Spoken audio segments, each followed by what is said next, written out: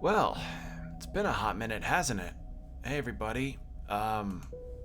So, I took a bit of a longer break than expected from streaming, which would be kind of understandable considering how I was essentially streaming nothing but Final Fantasy 16 for close to 2 weeks, if not a little over 2 weeks. I don't remember how many days, but I don't regret it. It was a good time. Uh, yeah, I just ended up taking a bit of a longer break to go see some family. Sorry, went to see my grandparents, and that went well. That was a very nice trip. Had some really good food. Got a few books. I grabbed a copy of Goodbye Eri, which is a one-shot manga made by the guy that made Chainsaw Man, and that was a good read. And I picked up a few issues of a comic series called Monstrous, and then Dune, the first Dune book. So, yeah, and some gaming news dropped as far as I saw that was pretty hype. And I've just been relaxing mostly, although, I had something happen to me on my last day, but I'll talk about it later. I want to catch up a little bit on what we were doing. So, if my memory serves correctly,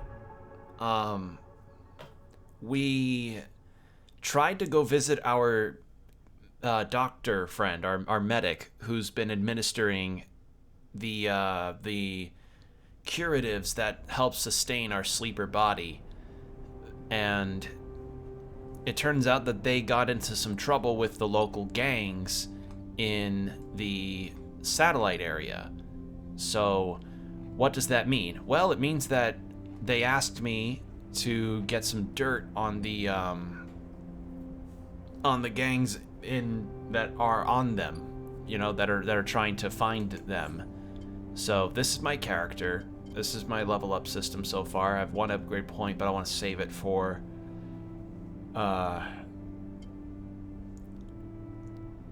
something else. I think I can't even get anything right now. Sorry if I'm yawning. I had a bit of a heavy dinner, or kind of a heavy dinner. I had a burrito that was really good, but I'm gonna probably be yawning a little bit. Also, because I've been having ice packs put on my back. I'll explain why for that in a moment. But yeah, so we have that happening, and we just need to find that. Then we have a few other points of interest as far as other things, like apparently gathering data in the eye itself, this satellite, to get more info and trade it in for money, I think. I'm not familiar on a ton of the details. And then a couple other side things is finding somebody that the mercenary whose ship we helped repaired, finding someone for a mercenary, and then gathering mushrooms for our cook friend, because he's like, hey, let's do some trades on that stuff. Very sleepy. Yeah, I'm feeling a little groggy myself. I had a hard time sleeping last night, though, because of what happened during the way back. So, on the way home from this trip that I took to see my grandparents, I was experiencing a bit of tension in my neck. I was listening to American Gods while on our way back, and I got to a really good point where the main character meets Johnny Appleseed and Whiskey Jack, whom I actually have not...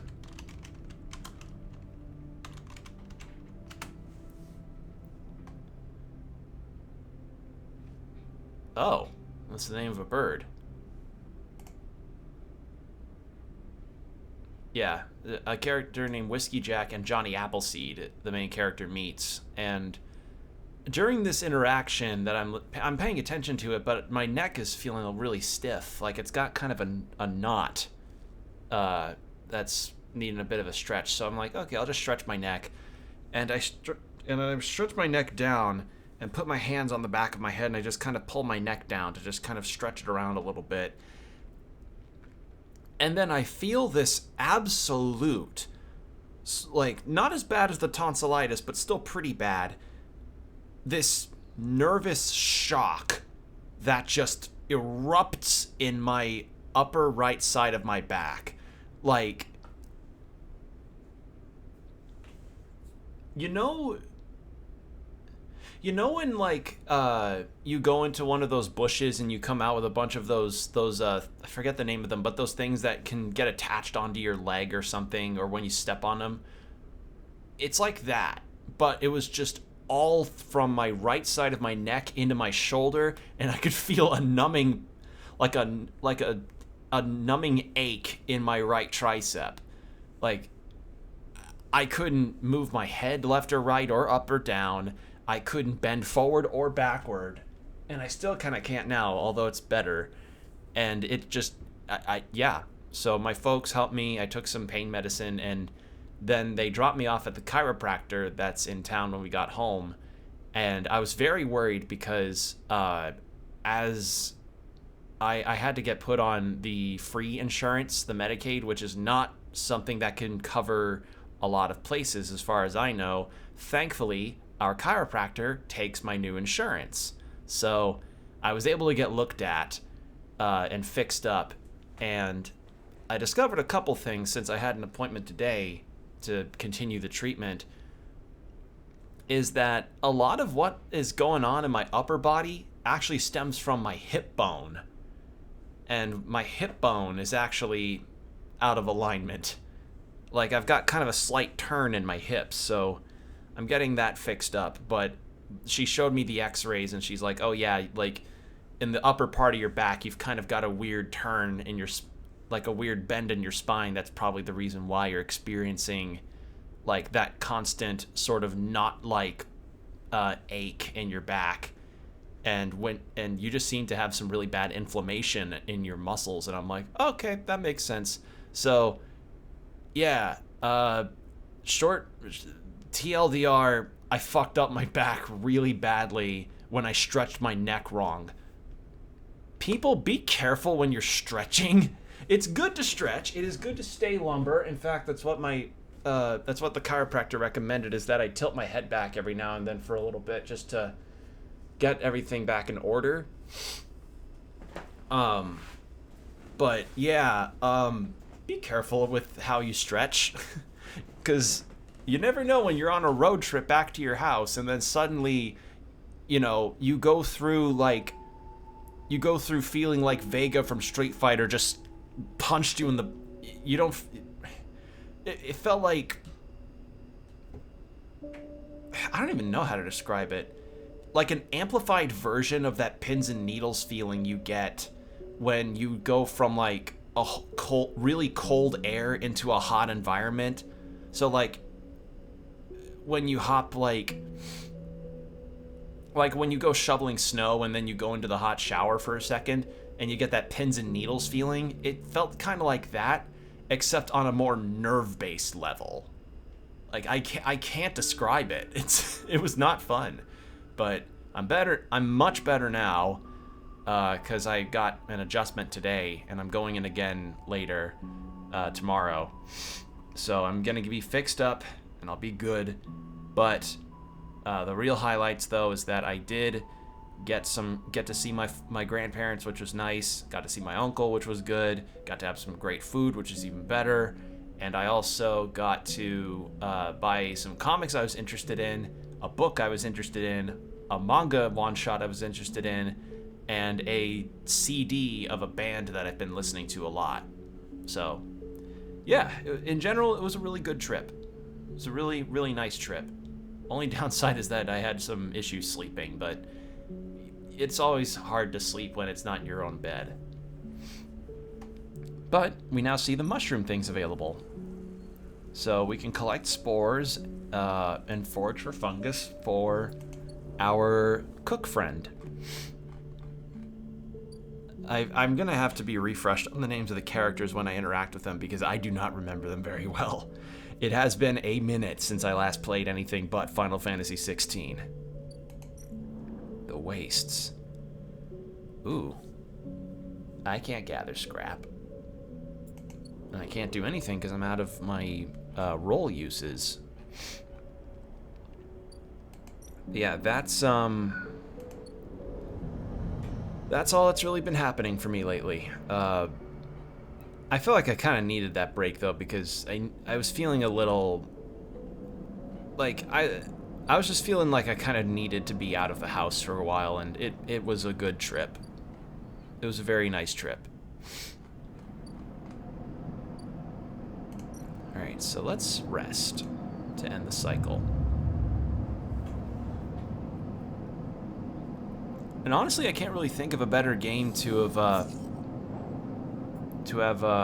you know,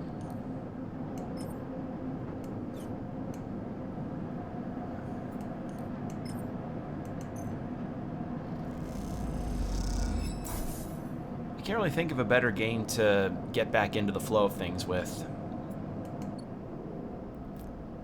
Because this is not really requiring any kind of twitch reflexes or anything, just, you know, nice and calming and mostly reading.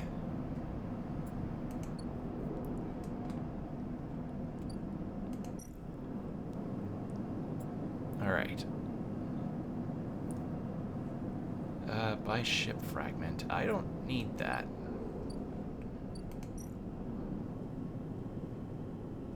Some scrap, don't need that.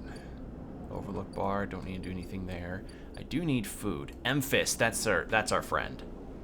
Need to buy stuff from Emphis. Because his fungal stuff provides a lot of energy. And then we also got access to a sort of babysitting side game thing. Or sort of a babysitting thing where we help out the daughter of a character we helped out earlier. Of one of the dock workers that we made friends with. Okay, this was personal terminal is empty apart from a single high-level encryption locked behind access protocols. Yeah, how are you all doing? Hope you had a good time. Hope the fallout of the Twitter bullshit hasn't got everybody's, well, hopefully it hasn't had your spirit dampened. Admittedly, it dampened mine a bit, but I feel like with enough possible avenues of creation of the same kind of app, it won't be as bad, but I can understand why some people are both pissed and discouraged.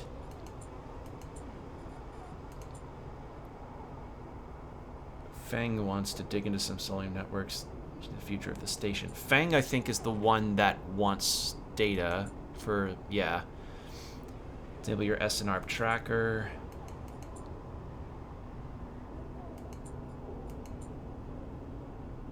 Ankita wants you to help her locate the crew member who betrayed her. Right. Well, I'm excited for the commission. New season of Baki coming out, and I'm going to con very soon. Yeah. You told me about that. I hope you have a good time with it. I only've been to the one Comic-Con this year, and I can't really afford many others. But cons are really something. I want to go to more cons. You know, I really do. They're such fun.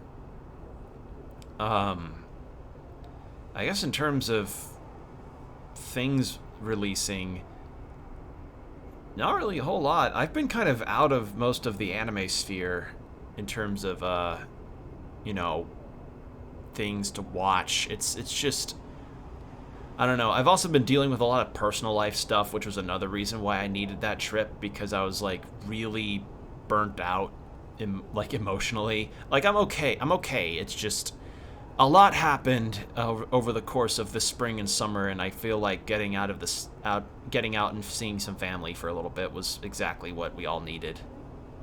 Homelander was cool in Mortal Kombat, but apparently he's in Call of Duty, and I understand that one.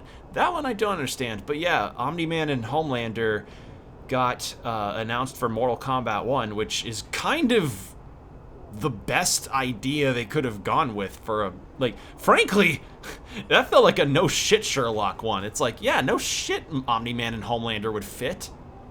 Easy. Time to get humbled, yeah. Oh yeah, speaking of Omni-Man, Invincible Season 2, that's got a release date. Granted, it's being split into 2 parts, but you know what? the fact that something finally has come up around it, I'm happy about that. And it's coming out within within my birth month. So, yeah, that's kind of nice as like an early birthday thing, which, yeah, it's just got me excited. And apparently, the actor that voices Optimus has voiced Optimus Prime in all Transformers things is voicing in this second season, which is kind of awesome. Like, I genuinely am kind of interested in that prospect. But yeah, I'm excited for that. The Baldur's Gate 3 stuff has been interesting to look at too. I don't know, it's like weird. On one side, we've got a lot of exciting stuff coming up that sounds really awesome, but then on the other end of things, holy shit, like the Twitter rebrand thing, and Tumblr apparently for a little while tried to look like Twitter on the browser. I don't know if it still does, but that did not sit well with a lot of people. There was I'm trying to remember what else there was, but oh yeah, Twitch just recently added a feature that they say is like, it's a feature that everyone was asking for, or something that all the streamers were asking for, and it was just another moment of like, you know, facepalm on Twitch moment, you know, but whatever, we get those all the time nowadays. I think it's Sabine, right? Yeah, okay. Yagatan, that's who I'm looking for. I was trying to remember the name of the organization that they're running from.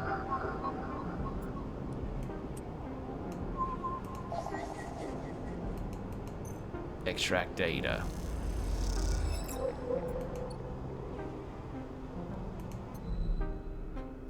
Sabine. I think this was the one? Yes.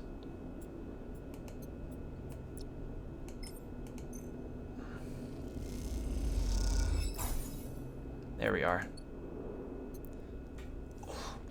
Okay, so as a heads up, there are going to be moments where I may have to pause on some certain actions to do, which is also why I'm glad I picked a game that isn't super action heavy, because this pain in my back, it occasionally flares. It's a very pin needle like. It's a very nervous, sharp pain that occasionally flares, and it is not pleasant. It is not a pleasant feeling.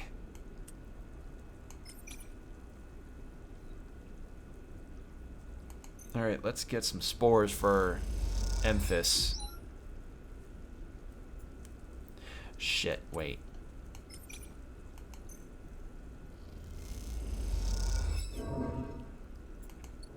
That probably was not what he was looking for. Oops. Well. Oops. Well, in any case, I guess that's it for this day.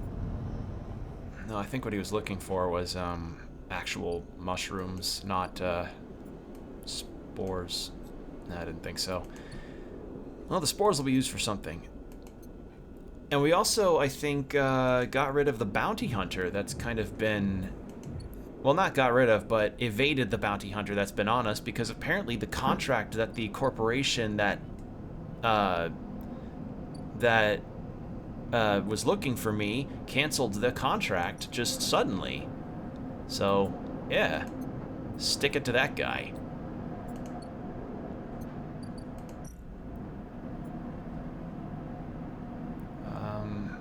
Don't have anything for that. I've got these encrypted keys, but I don't want to do this in case the hunter comes out again.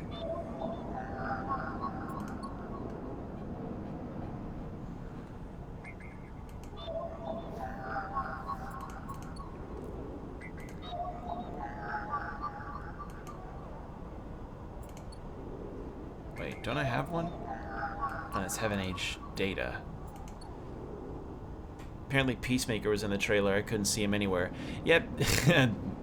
Funny. Yeah, I think I heard Peacemaker was a thing around, but again, I've been sort of off of the DC stuff and Marvel stuff for a while, outside of like the stuff that isn't from those major studios, ironically, like the Spider-Verse. Well, Spider-Verse is a major, you know what I mean, like the things that aren't related to those cinematic universe attempts. Like I just prefer to keep my nose out of that, because it just, you know, it makes life simpler and less expensive than to go out into those movies constantly. Alright, so yeah, how's about we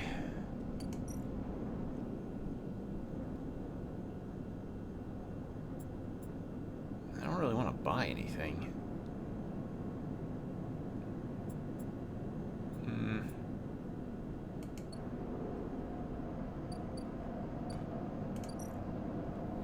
I think also the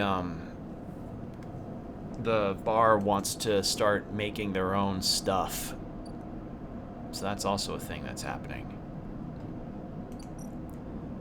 Might check it out sometime, though. Yeah, I mean, Mortal Kombat, like, I don't know, a lot of fighting game series has been really, really getting more popular and kind of more into their own spirit.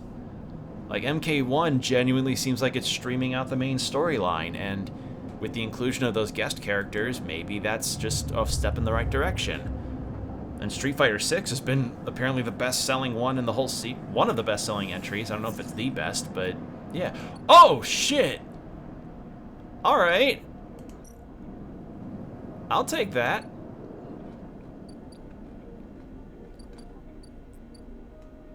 Alright. I don't know how I get the hunter to not be on my ass. But yeah, now I've got, Jesus, 2 5s, 2 6s, and a 3. That is a lot of good chances.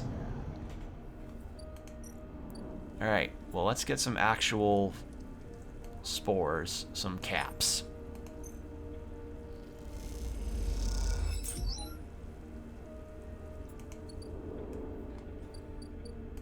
Greenway. Walk the greenway, map the pathways.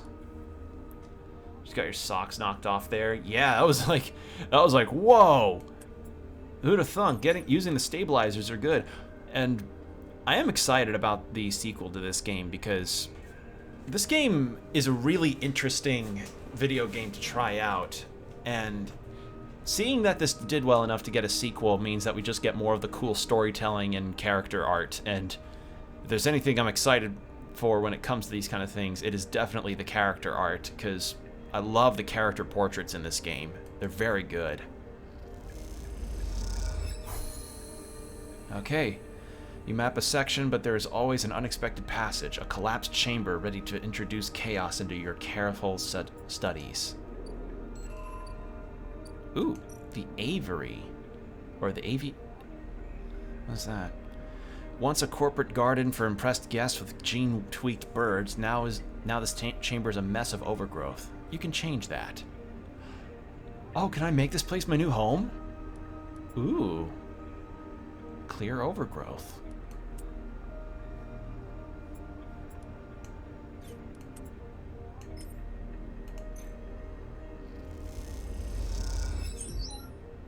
Layers and layers of rotten mulch come away from the corroded metal, and among it, pale and delicate, you find a bird's skull.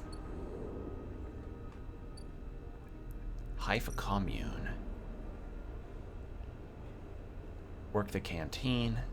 Could use a bit of money, but I'll hold off.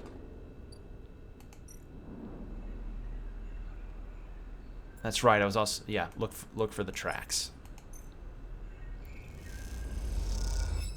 There's a whole city in. Sure, you saw the animated trailer. Yeah, it was really cool getting to see that. Honestly, I'm very happy this game did as well as it did to get a sequel. But yeah, whole cities in this one spot, and people are just trying to survive, and it's a very interesting. It's an interesting situation they've got here.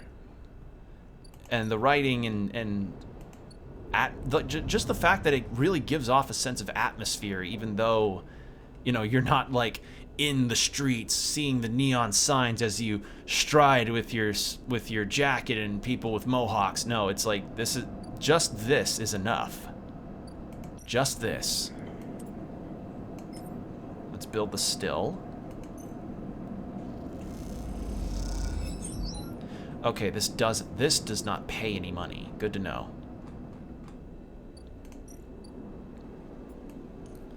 Okay, I need 3 in order for this to count. So I'll come back with 3.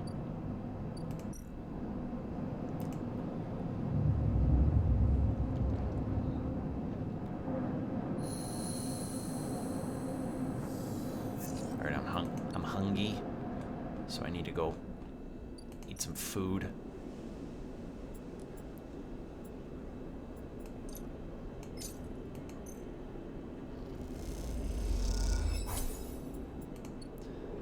I probably should re-roll the 1s and 2s, but considering the interior eye stuff, I want to hold off on that for a second.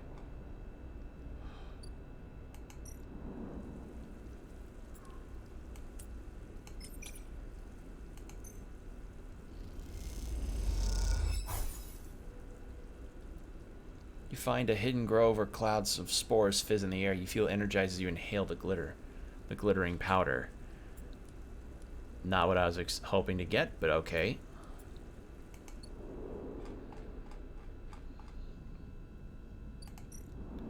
Let's find. Let's look for more tracks. There we go. Follow the tracks and back and forth across the greenway, but it's unclear how old they are. This will take a hard time and effort.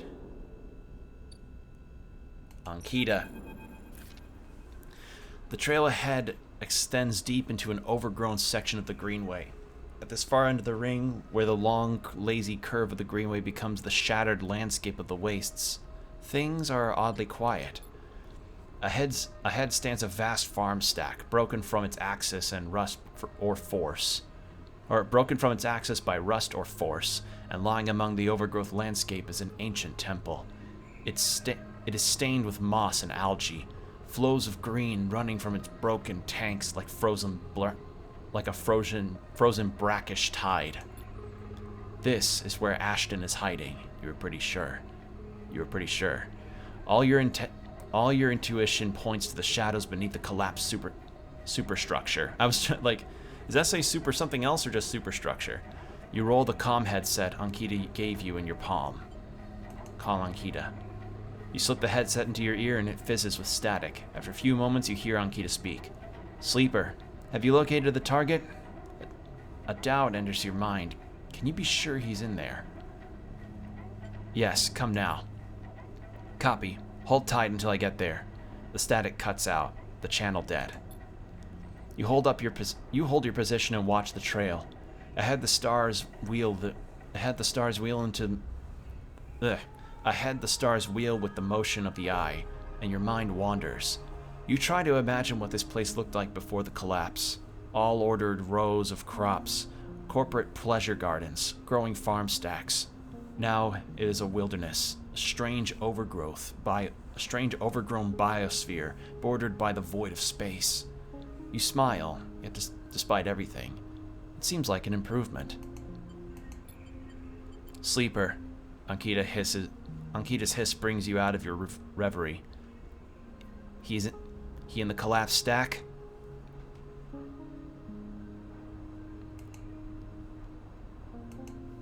I think so.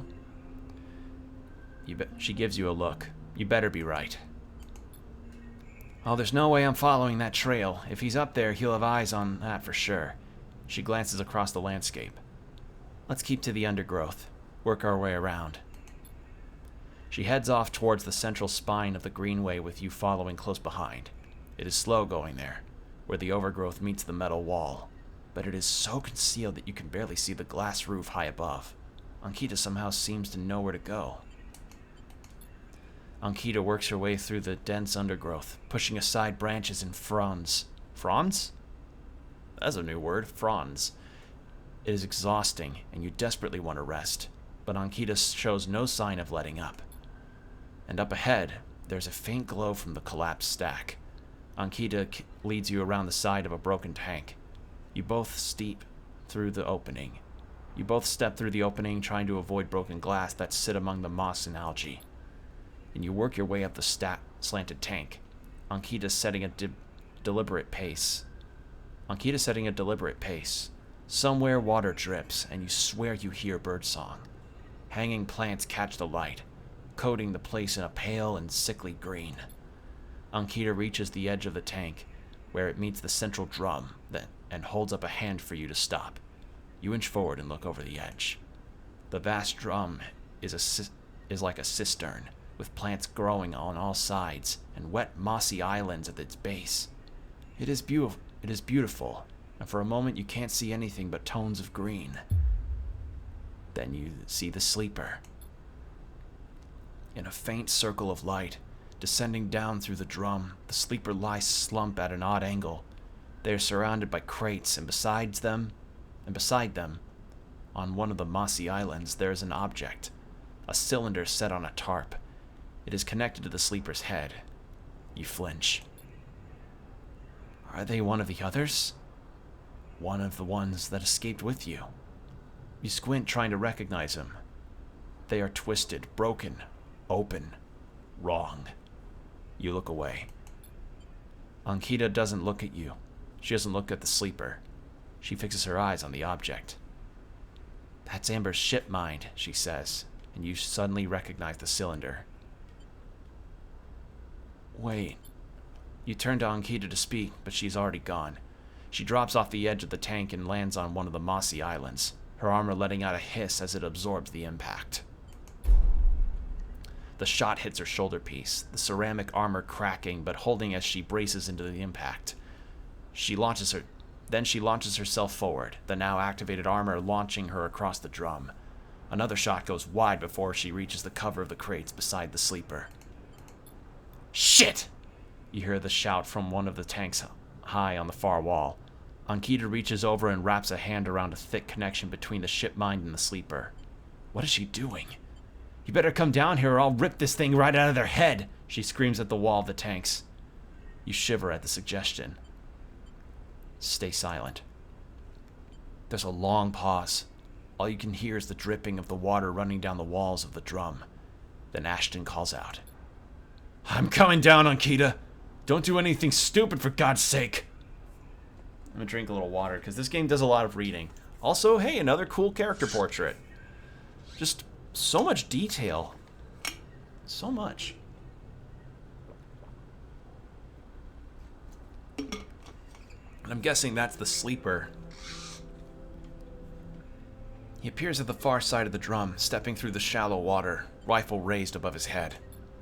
Drop the gun, Ankita shouts out. He throws it onto the moss. As you lean out to watch, you see him catch your eye, clocking your presence. What are you up to here, Ashton, you sicko? She stands, keeping her sidearm trained on his head. You ripped my shit mind? For what? Some freakish experiment? Ashton approaches with shaking hands, his eyes now fixed on the connecting bundle of wires that Ankita still has a hold of. Steady, Ankita. It isn't like that. I needed the ship mind. You have to understand. It would have died without it. What are you talking about? I don't give a shit why you ripped my ship mind and crippled my ship. I should put you down right now. She tightens her grip on the connection. Typical of you, Ankita. No curiosity. That's why I never asked for it. For your help. You only look after yourself. He nods at you. That sleeper up there? They're just bait, right? To draw me out? Ankita sucks a breath in. Are you trying to give me more reasons to shoot you? I love them, Ankita. Ashton looks at the crumpled sleeper. I love them, and they were going to die. I knew you would never understand that. He starts closing the gap between himself and Ankita now, slowly inching forward. Don't do that, Ashton. Ankita snarls. Don't do that. Let the wires go, Ankita. Let us go. If you don't get out of my way. He inches closer. Please. I can't let you take it, Ashton. Ankita hardens her stare. You stole it from me. You left me for dead. She shakes her head. You think I'm going to trust you after all that? I needed Ankita. I need them to survive. Ashton is in reach of the sleeper now, of Ankita. I'm going to take them now, Ankita. He raises a hand. I'm going to take the ship mind and go. Ankita loosens her grip on the connection a little. Her hand is shaking now. Stop, Ashton. She lowers the gun a little. Stop. Seeing her drop her guard, he makes his move. A blur of movement, a struggle, a shot. Another. Another.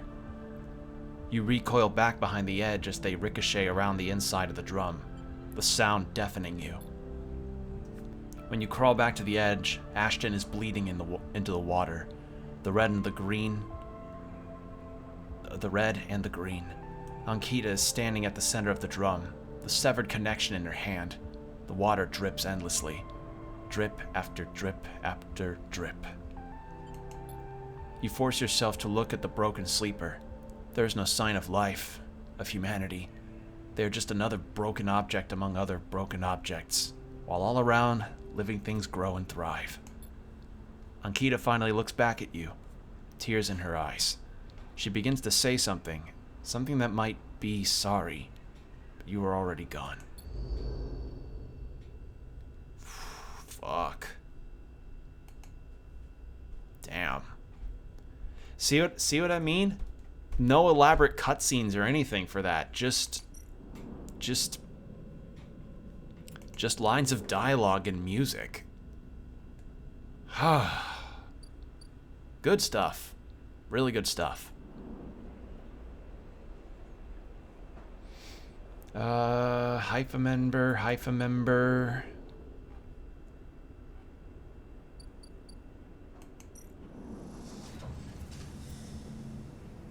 Could use some more cryo.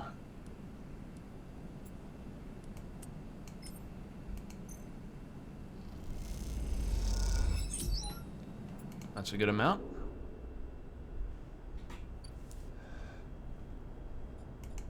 But yeah, we now helped out. She got her ship mind back. Yay. Ugh. That was depressing. Alright. I'm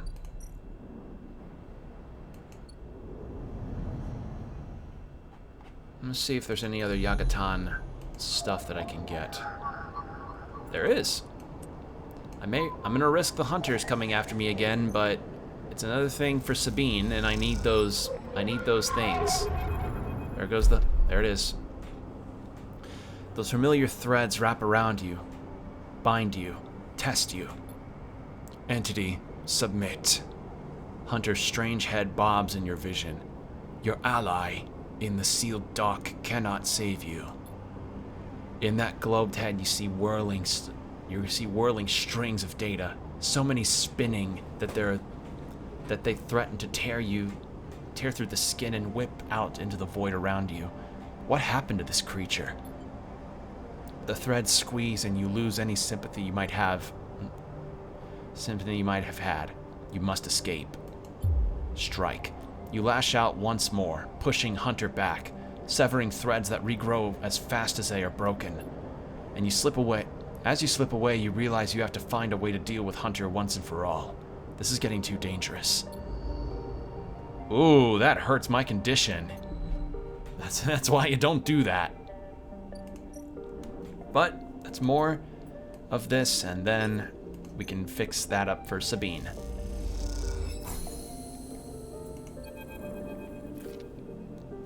As you turn away from the terminal, the final cache of Yagatan data uploaded, the air crackles with white noise. Sleeper? Sabine's voice, weaker than before, coming through the haze. Sabine? A sigh of relief comes through the layers of noise. The call must be coming in from somewhere on the station. This has to be short. I don't know if Yagatan are monitoring me. Their voice is hushed, distant. You try to focus on it. The data you've been bringing in is from Yagatan agents. There's something in it I don't understand. A shrill howl rattles through the signal. This data is a gleaning from their implants, records of integration within their nervous system, performance analysis, error rates, usage data. I installed many of these implants, and I didn't enable any of this functionality. Their voice dips under the level of the noise, like a swimmer slipping beneath the water. You listen to the waves for a few seconds before Sabine reemerges. Has to be somehow baked into their wetware's interface. And that's not all. The systems compiling this data are connected to some kind of transmission protocol. It's being broadcast. Wait, why? Every Yagatan enforcer is equipped with black market implants. Retinal enhancements, adrenaline boosters, pain suppressors. These implants are gathering data on themselves, on the enforcers' bodies, on their performance. Why? I can't tell. But I can promise you these foot soldiers have no idea this is going on. The background tone switches, dropping from a grainy rumble. If they knew, I don't imagine they would be happy with the situation. Yagatan could have a mutiny on their hands. You lean toward the terminal, straining to listen to Sabine's faint voice. I need a few cycles to pull this all together, but this might be information I need to press Yannick into releasing my... But this might be the information I need to pressure Yannick into releasing my debt. Yannick? He's one of the heads of Yatagan. Why do I keep saying Yagatan? Yatagan. They pause. It is better you don't know him. Keep it that way. Suddenly, a banging echoes through the call. Sabine's voice suddenly whispered, panic. I have to go. Come back in 4 cycles. Then the sharp crack of a disconnect, and silence fills the apartment. You step back from the terminal. What does Yatagan have to gain from monitoring its own members? You try to recall what you know about the gang, but you have little to go on. You think of Toshiro. Toshiro, Sabine's minder, his mirrored teardrop implants set below hard eyes. What data could they be gathering, and more importantly, where are they sending it? You reflexively rub your forehead, trying to think. Can you really trust Sabine? How did they come to be Yatagan's doctor in the first place? You think of their kindness, their care, but also that glazed look of recognition that they gave you when they first met you. That look stays in your mind as you slip back out of the apartment, glancing around as you close it up and drift into the corridors of the station, unable to shake the unpleasant sensation of being observed.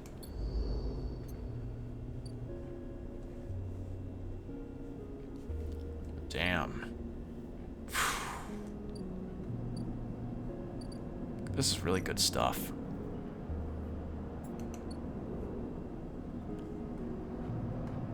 Like, I really am glad that the term lit RPG is a thing that that is used now in terms of a terminology for games of this style. Like, it's such a good term. It's such a good term to use. But yeah, that's one quest finally done.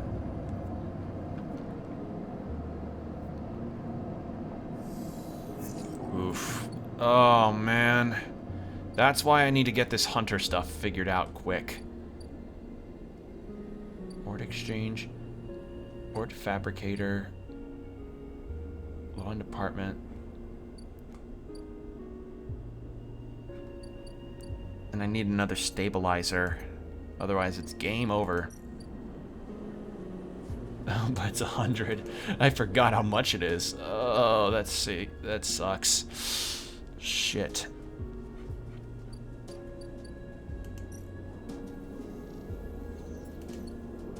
Didn't, yeah, Fang wants Solheim data. So, are there any... That's Heaven Age.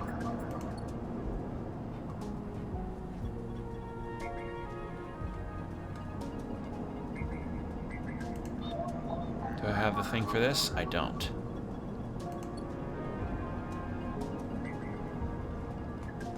What's up this way? Yatagan. Yatagan. Keynode. Personal terminal. I could do that.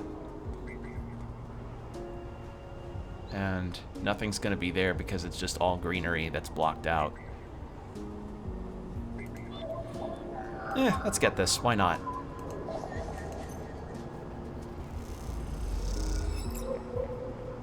Another encrypted key. Cool. Also, I am a bit hungry, so let's get ourselves some fungus from our friend. From Memphis. And then I do need to explore this tower, but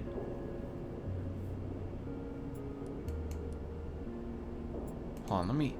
I think it's 1 to gather mushrooms, and then 1, and then I think I have a modifier for the mushroom gathering and the elevators, so I do.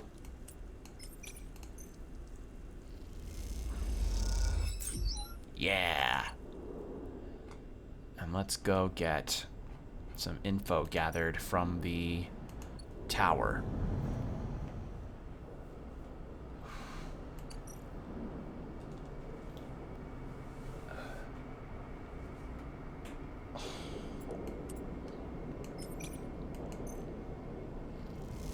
Can't get any better chances than that. Somehow, deep in the spoke, you come across a thoroughfare lit by work lamps where groups pass back and forth with ease. Okay, so that's just exploring that. Ooh! A hub. A hub that I can't do jack and shit in. So freight operation, steal a shipment. Alright,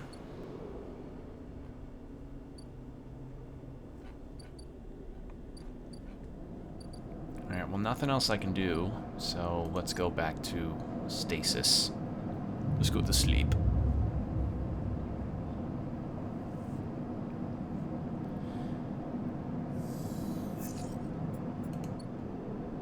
Alright.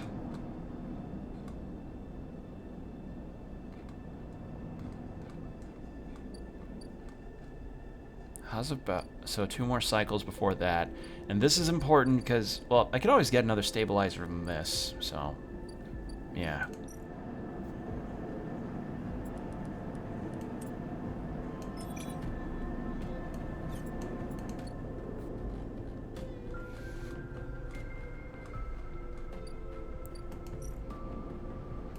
Let's go back across to get some more mushrooms.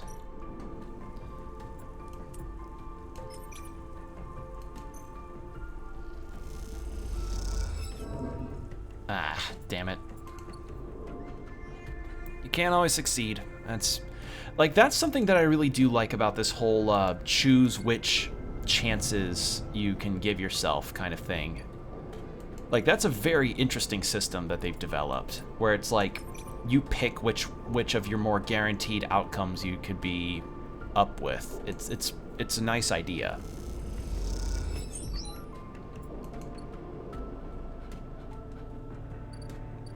You know what? I haven't really gotten to hang out with... but that's like a 1 chance, though. That's better. That I'm much more confident in. Yeah, it's babysitting this Mina, the daughter of Lem. Mina leads you on a winding tour of the block, chatting to the neighbors and collecting snacks. For a while, you forget about everything else. Aww. And it restored my energy a little bit.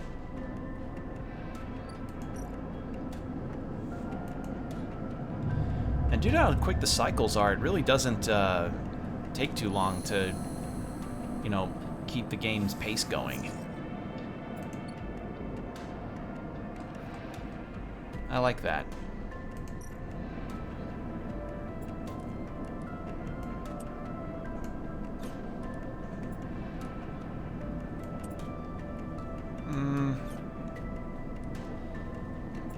Let's try again on the fungus thing, because it seems like I only need to trade in the once. Ooh, what's this? Can't trade any encrypted keys, damn it.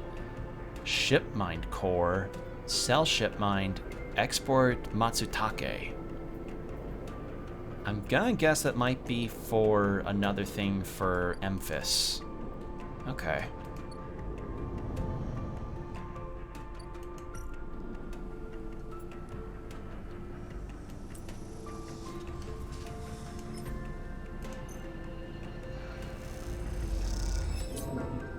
It's a little bit of money, which helps. And then...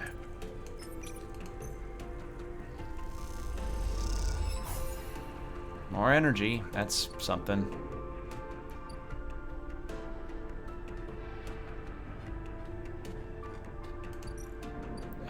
Could clear out more of this, but I think I'll hold off on that for a minute.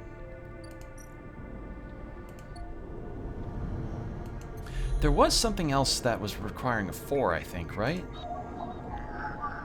Yatagan and Yatagan Solheim, right? Yes. Needed to get this. Extract that. Yeah, and then I can trade that in to the guy over here, to Fang. And then something new happens with this. And I got some cryo out of it. Fuck yeah. As you enter the... I'm gonna drink a little water before I read this up.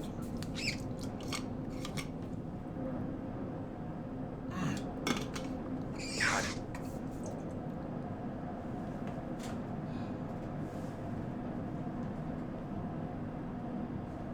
The second I get my... The second my back stops hurting like this is gonna be a dream. As you enter the bay, Fang is nowhere to be seen. The banks of servers and machines blink out of the darkness in staccato rhythm. Staccato? Staccato? What is that word? Hold on.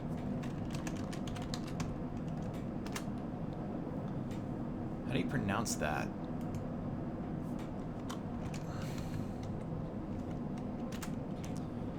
Staccato. Okay. In staccato rhythms, unseeing eyes of the station's digital ghosts. Shitheads!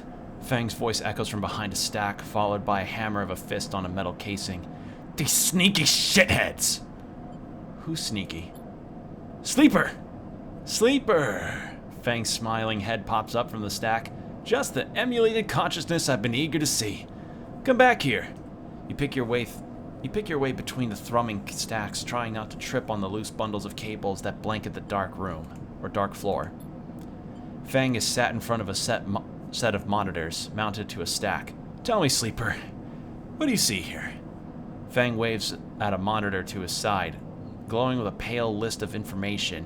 You lean in closer, looking for the links in the data. The tables seem to be filled with personal information, names, genders, dates, ID numbers, all the markers of institutional records. People? People, yes. But whose people? Solheim? Bingo! He taps at the terminal. I pulled these from the old data you brought in. All employees of the Eye's original owners. And? He leans past you and scrolls the list down. This one is a sneaky shithead. He stabs at the screen with a finger. The name reads Hardenhurst. Who's Harden? That, says Fang, giving you a sideways look, is the thing. He drags a stool out beside him and motions for you to sit. There just so happens to be a Hardenhurst in Haven Age. He waits for your reaction. Are you sure?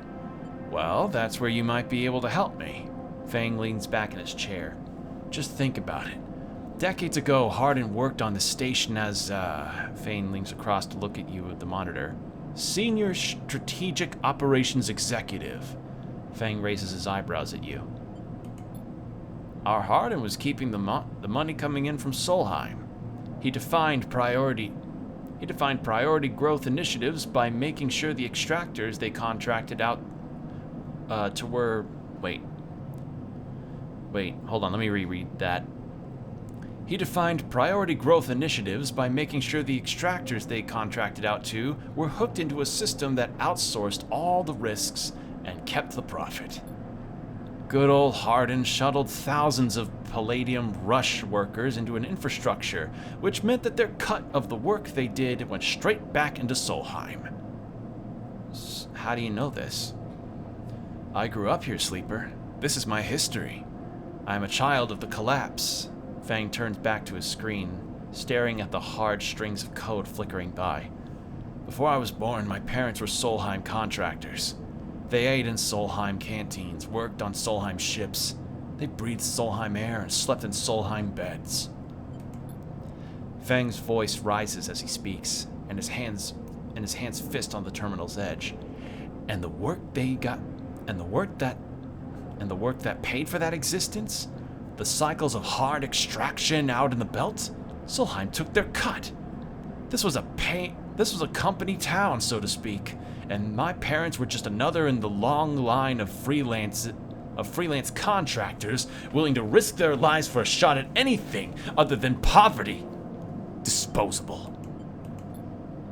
This guy, stabbing at Hardin once again with his finger, strategized all that, did the sums, and then somehow, thousands and thousands of cycles later, is still going, still here, crawling in the walls like some shithead snake. He survived the revolution. But how? These guys, they were big time. There's a lot money can get you if you're a company man. Fang relaxes a little. How is Hardin still kicking? I really don't know. He turns to you and smiles. So we are going to find out. Hardin is now a big shot in the shipyards, just a few degrees back around the eye from here. Fang brings up a map of the lower eye. Haven Age might be born out of Erlin's revolutionary zeal, but a flat hierarchy it is not. Hardin happened to float to the top. Fang zooms in on the far yards. Fang grimaces. The thing is, I don't have access to those systems. The shipyard crew is pretty paranoid and they don't like anyone from systems digging around in their stuff. Plus, we need more than just the name of a Solheim executive. We need proof. Fang holds up a thumbnail-sized drive. That's where this little creation of mine comes in. I call it a ripper worm. He turns the drive between his fingers. It'll rip through any digital storage and spin out a silken thread of filtered data. This one is set on the scent of Hardin Hurst. He hands it over. Getting into the compound might be tricky. Fang puts a hand on your shoulder. But you, however, have a particular knack for remote access. Fang grins. If you can't extract yourself a Heaven Age cipher from a Heaven Age agent, they sometimes carry among their data caches. Carry them among their data caches. You can crack open the compound's network and slot the worm in through any open port. You never even need to go near the shipyards. So what do you say? Up for it? What's in it for me? Rooting out a corrupt snake not enough? Find the information and I'll start work on that tracker of yours. Fang scratches at his chin. Anything the worm gets, it'll send it back here to me. There's something wrong here, and I aim to get to the rotten core of it. You leave Fang, digging through data among the wires and machines of the old station. As you walk out, you try to imagine the Eye as it once was, a vast machine running smooth and strong, directed by people like Hardin. A vast Solheim-built machine into which thousands poured from the surrogate systems looking for a new life. The hope for a better future, engineered to line someone else's pockets. It's an idea you are intimately familiar with. You think of Hardin, still alive, still part of this place, and wonder if the past is ever truly past. Good moment. Okay, so that's why Fang's kind of pissed that this guy could potentially be running around. Alright, so I need to get a Heaven Age cipher. Probably get Heaven Age data for this Heaven Age cipher.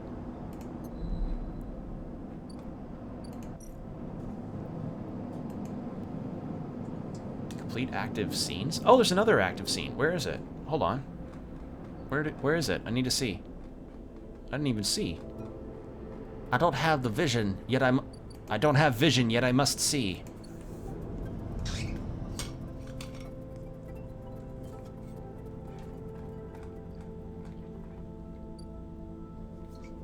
Oh!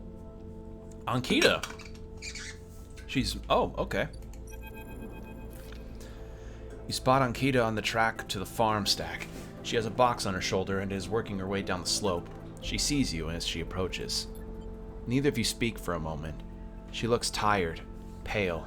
Her hair is tangled and clumps of dirt cling to her armor. You both eye each other. Stay silent. Sleeper, she takes a deep breath. I'm sorry for what happened. Truly I am. She looks down. I am sorry you ended up in the middle of this. When all you've shown me is kindness. She rubs her face. I'm sorry. It's okay. She nods and then looks up to the stars. I've never... She stops herself. Thank you. Ankita shifts the weight of the box on her shoulder. I've been preparing for... She grimaces. Look, she sighs. Can you come with me? It's easier if... Lead on. Ankita leads on down the dirt path between the pillars. There's a wind passing through the greenway. A quirk of the air current in the biosphere maintains, and it ruffles the leaves softly. The sound makes the silence more obvious, more complete. You try not to think of the last time you were here. You've been trying not to think of it for the past few cycles. The image of the sleeper, sprawled, twisted open, connected to the ship mind, has been hard to forget. You realize Ankita is leading you back there, back to the drum at the center of the stack. You pause, trembling a little. At the threshold, she turns. What are you doing? She looks at you with empty eyes. What needs to be done? You stand on the threshold and look up at the tanks, green and wet. Some glowing with flickering grow lamps. You look down at Ankita, suddenly so small under this hulking ruin. The smallest she has ever looked. She places the box down. Follow her in. You follow Ankita into the stack through a low tank, entering the drum at ground level. It is just as beautiful as you remember, but it barely touches you. Instead, you check the apertures of the tanks for the glint of a weapon or a shadow among the moss. Ankita stops, and you look down. The mossy island at the center of the tank is clear now, the equipment cleared away. In its place is a mound of dirt, loosely covered with moss. Ashton's rifle stands straight, half buried in the dirt at the grave's head. I buried them together, Ankita says without turning. You both stand there in silence for a while.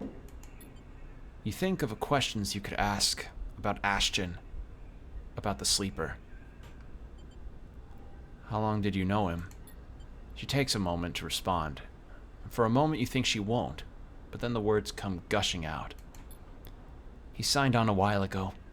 He used to run recon for a corporate outfit, but he got sick of the pay. He joined the crew as a sniper, and the first few jobs were a breeze. He was so cold, disconnected. He always hit his marks. The last few jobs, though, he was different.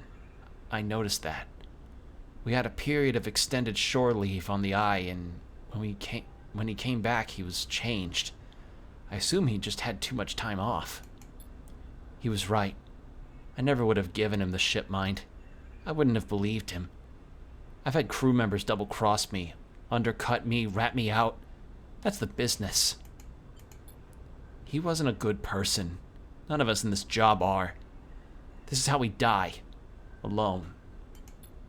She stops, not sure what to add. It seems like she is reaching for something, but she can't quite get there. You feel that gap between you, and as you do, it widens. The water drips, the moss trembles. You both stand in silence for a while longer. You both feel it. Life creeping back in, the silence ending. Ankita shifts her weight and then starts to walk out. You follow her, suddenly eager to get back out into the open space of the greenway, to be away from this place forever. You stand outside and breathe the fresh air. You stare at the green leaves and the stars wheeling above them. That's it, says Ankita from somewhere behind you. You try to think of something to say but can't. Ankita puts a hand on your shoulder. You turn back to her. At least take this. She forces a handful of cryo chits into your hand. It's what I owe you. She looks at you desperately. You look down at the metal bars. Ugly little things, you think. I need it for the stabilizer. You take the chits and turn without saying a word. You continue up the track, and she does not follow. As you walk up the rise, the wind picks up and the leaves shudder. You walk faster, trying to outpace your anger. The chits are heavy in your pockets, and you hate them for reminding you of how little a life is worth.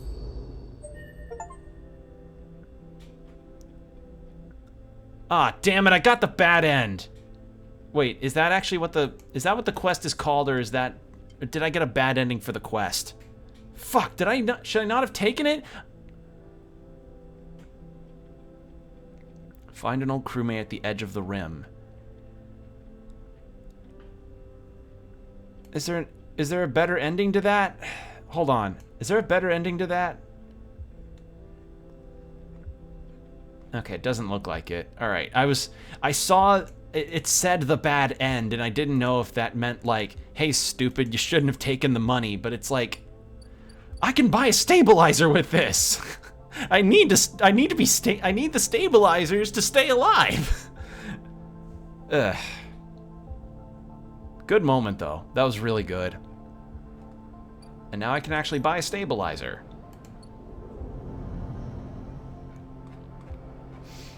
Alright, so let's go buy a stabilizer.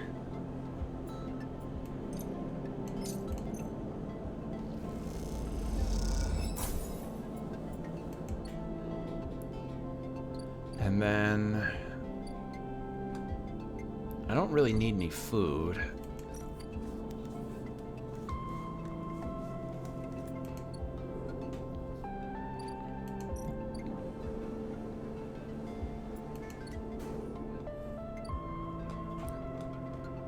Is there anything that I can use cryo for?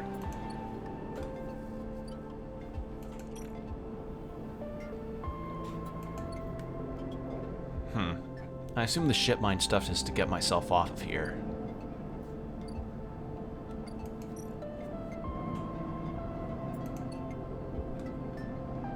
Yeah, I think that's kind of all I can... Yeah, I think that's all I can really do right now. I'll use the stabilizer in the next cycle. Good moment, though. A lot of good moments in this game.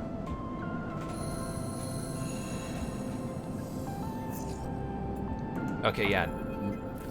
Shit, I did... Oh. I guess I must have, I didn't hit end cycle, did I? I hope I didn't. You miss me? Ethan smiles a ragged smile at you. No. You look at him. He's paler than usual, hunched. He's sporting a black eye and more than a few cycles of beard growth. That's no way to greet an old friend. Friend? Well, he pauses. Colleague? He smiles weakly.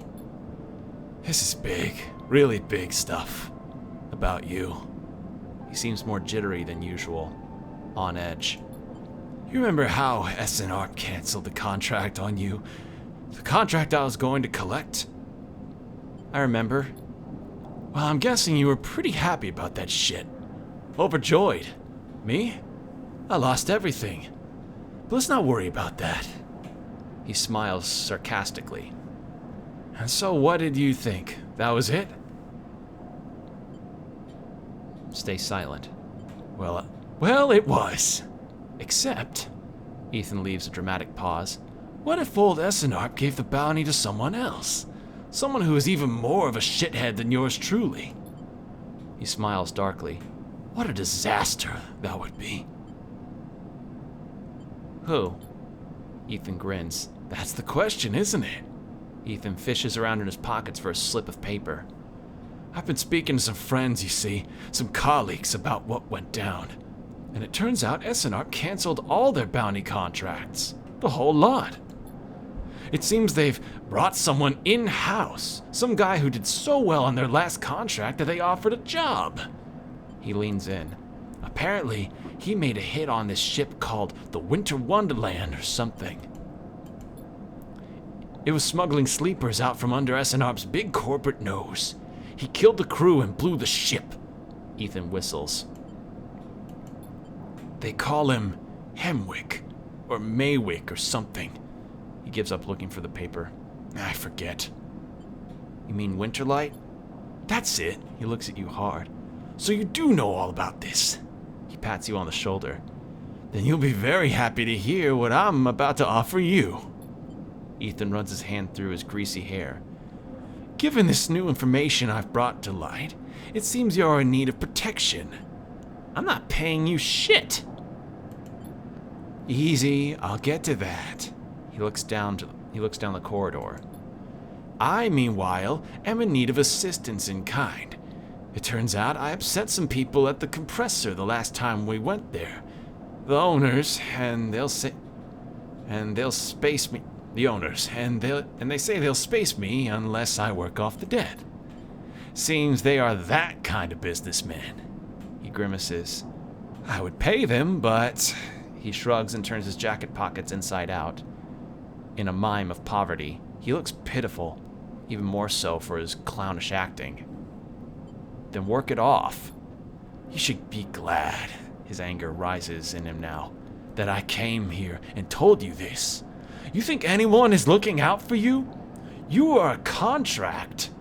A name on a list. He kicks the wall. Ethan rubs his temples. I'm sorry. He hisses. I'm sorry for being a shit and trying to kill you and whacking that thick skull of yours. He sighs. You think I want to go up against this guy? Beat up. But us, he jabs a finger between the two of you.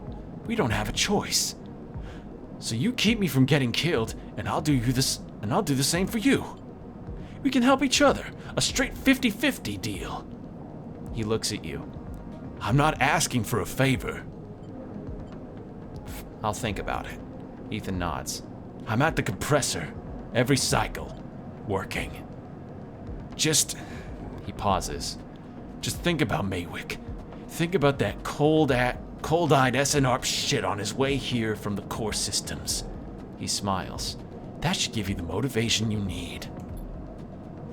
Ethan swaggers off down the corridor, throwing his jacket over his shoulder. Can't wait to be working with you, he shouts. All right.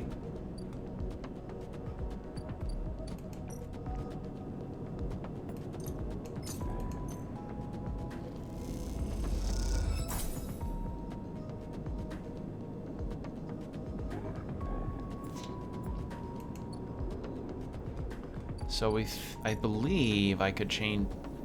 No, it's nope, wrong thing.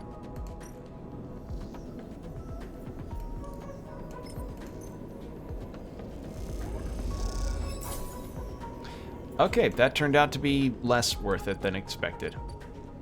Ooh, Sabine!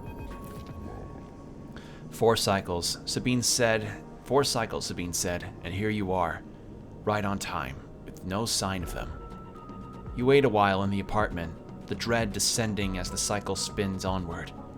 They should be here. Check the terminal. You check and double-check the terminal for messages or recordings. Nothing. Just the pale glow, the silence. Check the door. You pace back and forth around the apartment, the rumbling of the station suddenly so persistent and loud. You go to the door and open it to an empty corridor. You close it again. Wait. I'm gonna drink a little water. Excuse me a second.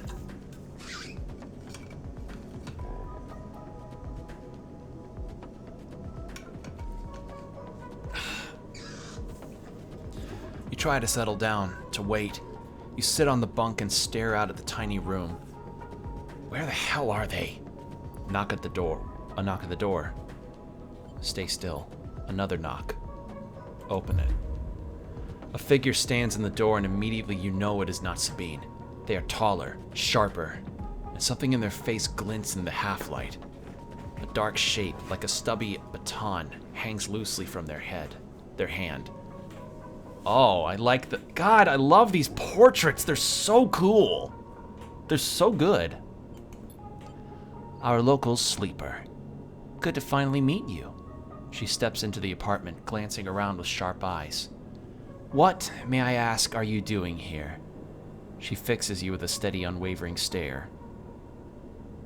Stay silent. This will be much more pleasant if we remain friendly, don't you think? She walks past you into the apartment, glancing around. We set them up here, you know. This place is one of ours. She picks up a glass from the dispenser and inspects it. People always seem to forget who put them where they are. She glances at you. And I suppose you are here to help? Something like that. Good, good. She puts the glass down and turns to face you. I love to meet helpers. We need so many, but can find so few with the right skills. She spins the baton in her fingers by her side, her eyes not leaving yours. We have a problem, you and I. It seems our friend has disappeared, left without even saying goodbye, which means they are in a little trouble now. But it's the kind of trouble that you need help for, so I thought I'd come down here. And take a look at their hidey hole, and here you are. The help. She looks through the detritus on the side. And what help? A sleeper no less, which I have to admit is a little surprising. It suggests to me that our friend hasn't been very honest with you either. What do you mean? Well, I'm sorry to report that before we got them set up here, Sabine was working for your owners. She pauses. Essenarp. You blink at the hard news, unsure how to take it. Rabia looks away, waiting for a response. Stay silent. She crosses into the next room, and you follow silently. She sits at the terminal and touches her baton to one of the access ports. A spark. Then the terminal screen skips, encrypted folders emptying themselves before your eyes. In the flicker of the files, you see SNARP letterheads and code forms, reports laden with medical data, marked with the corporate logo like the sigil of some cult. Rabia steps away from the terminal. Look all you want. Some of your files may even be here. The volume of documents is overwhelming, but they seem to be mostly reports on early emulation tests, surveys with sleeper candidates, reams and reams of usage data. If Sabine was an SNARP employee, why did they help you? Rabia reaches over and places a vial of stabilizer on the desk, breaking your concentration. It shimmers in the screen light. It's viscous, clear, liquid crystalline within the glass. We will of course keep up the supply. We are more than able to dispense important medicines, even without the doctor. You hold it between your fingers, and for a tiny moment, you have the urge to crush this object for the power it has over you. I'll ask Toshiro to make those a little cheaper for you. He'll be running the surgery now.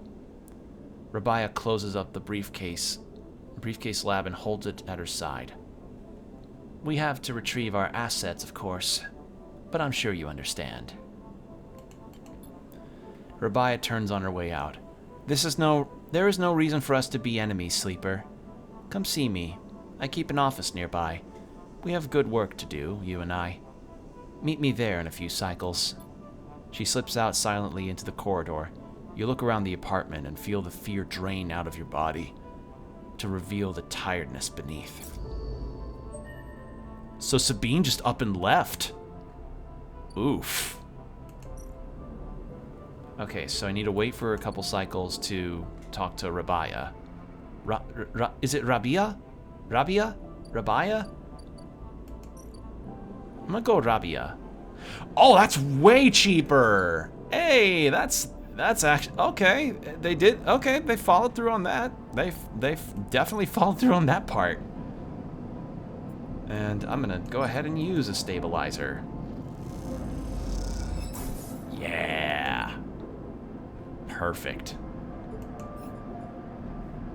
Also, I just remembered that I have a couple upgrade points.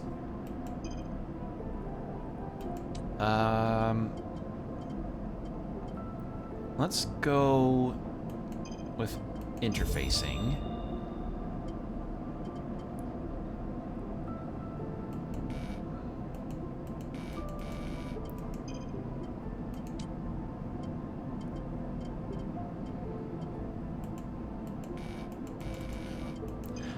Oh, I need 3 to get to... Oh, okay.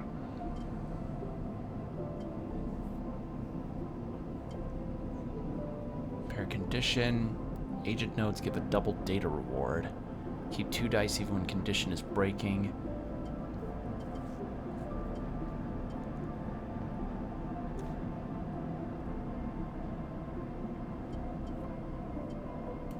Let's do that.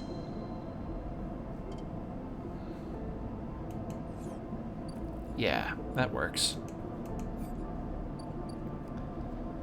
So, yeah, now we have another person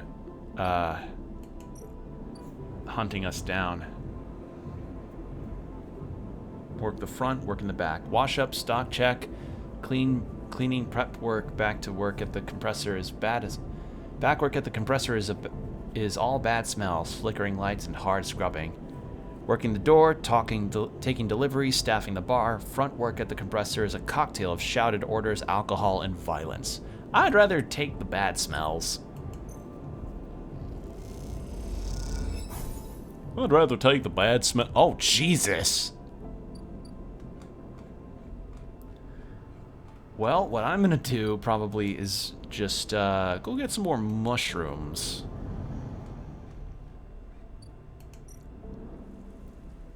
And then we can trade in those mushrooms to our friend, and then we'll see what he has to say to us.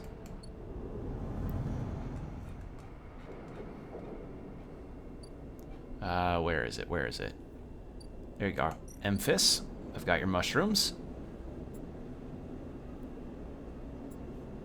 Also, I need to get more energy, but maybe this will start something.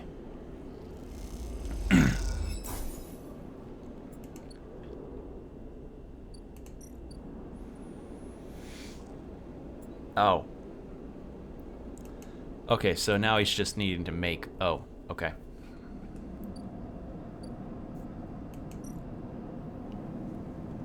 Well, I need to get some food in me, I think.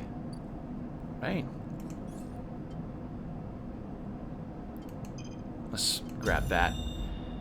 Because that can essentially mean that I gain energy back when I'm sleeping, which is good. Oh, I have to do that to do it. Oh. Never mind. Didn't think it would be that easy.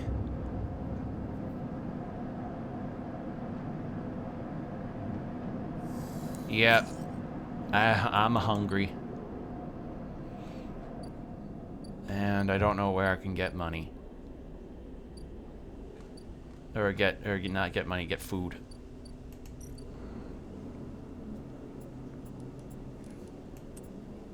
God, I got like 3 6s, Jesus. Alright, that restored a small amount. Okay.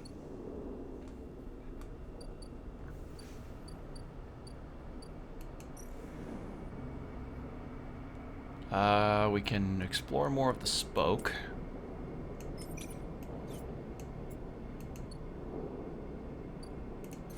And then...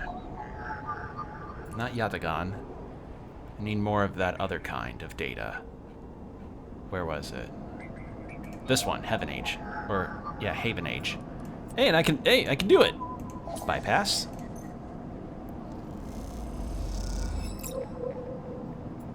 Oh, I got it! Got the cipher. Fuck yeah.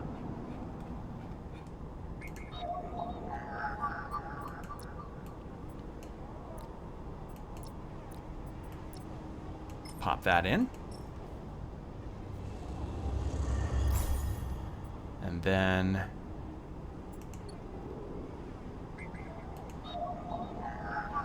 in the ports goes this.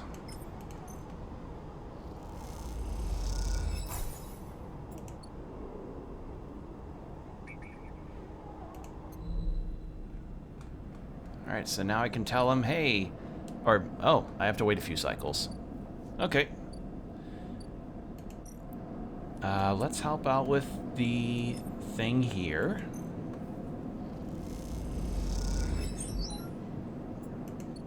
The distillery.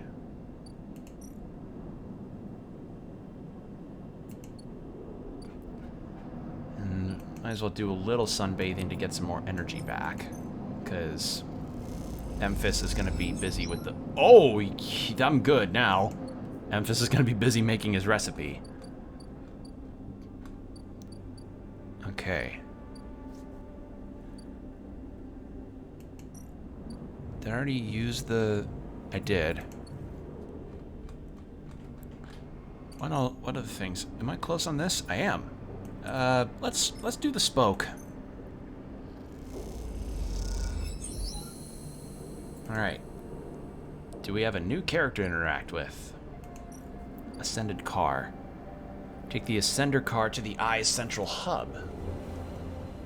Ooh, whole new area. The hub. Ah. Spacers socializing. The hub is thronging with spacers from across the surrogate systems. They can be a prickly bunch, but they know the place well. And assess manifests. The stacked bays house a flow of incoming and outgoing ships. The digital manifests will help you get your head around this place. Okay. So that's just all new. Is there anything in this? Oh, there is! Keynode, keynode, keynode. So those are probably just for more encryption keys. Cool. Cool. Cool. Alright, and... do need more... Oh, I can barter for food here. Yeah, cool. Alright, sweet. That's done. So let's end this cycle.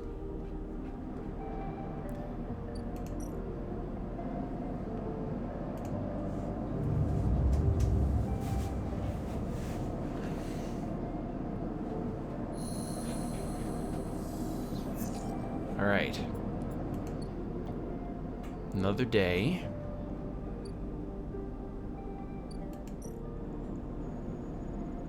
Insert ship mind. Okay, so I can craft a ship mind. I need another one.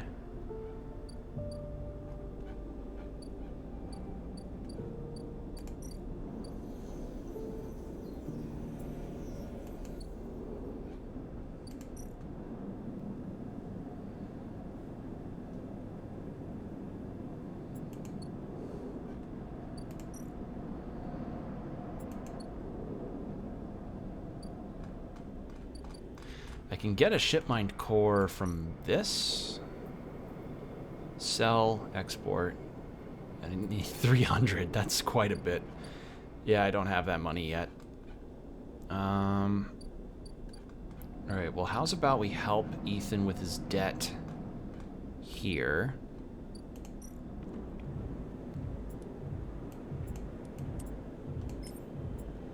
Pay that off.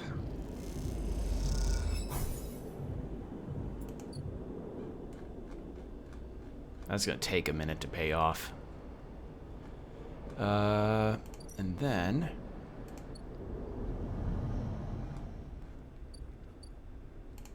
I haven't really done anything with this yet, the aviary. Let's clear this out.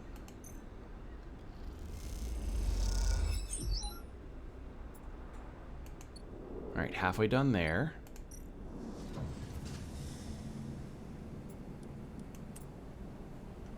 Oh, and that's not what I need to do. There's another one. There's another action-based thing I could do, I think. There it is. Working in the grow beds, working in the canteen.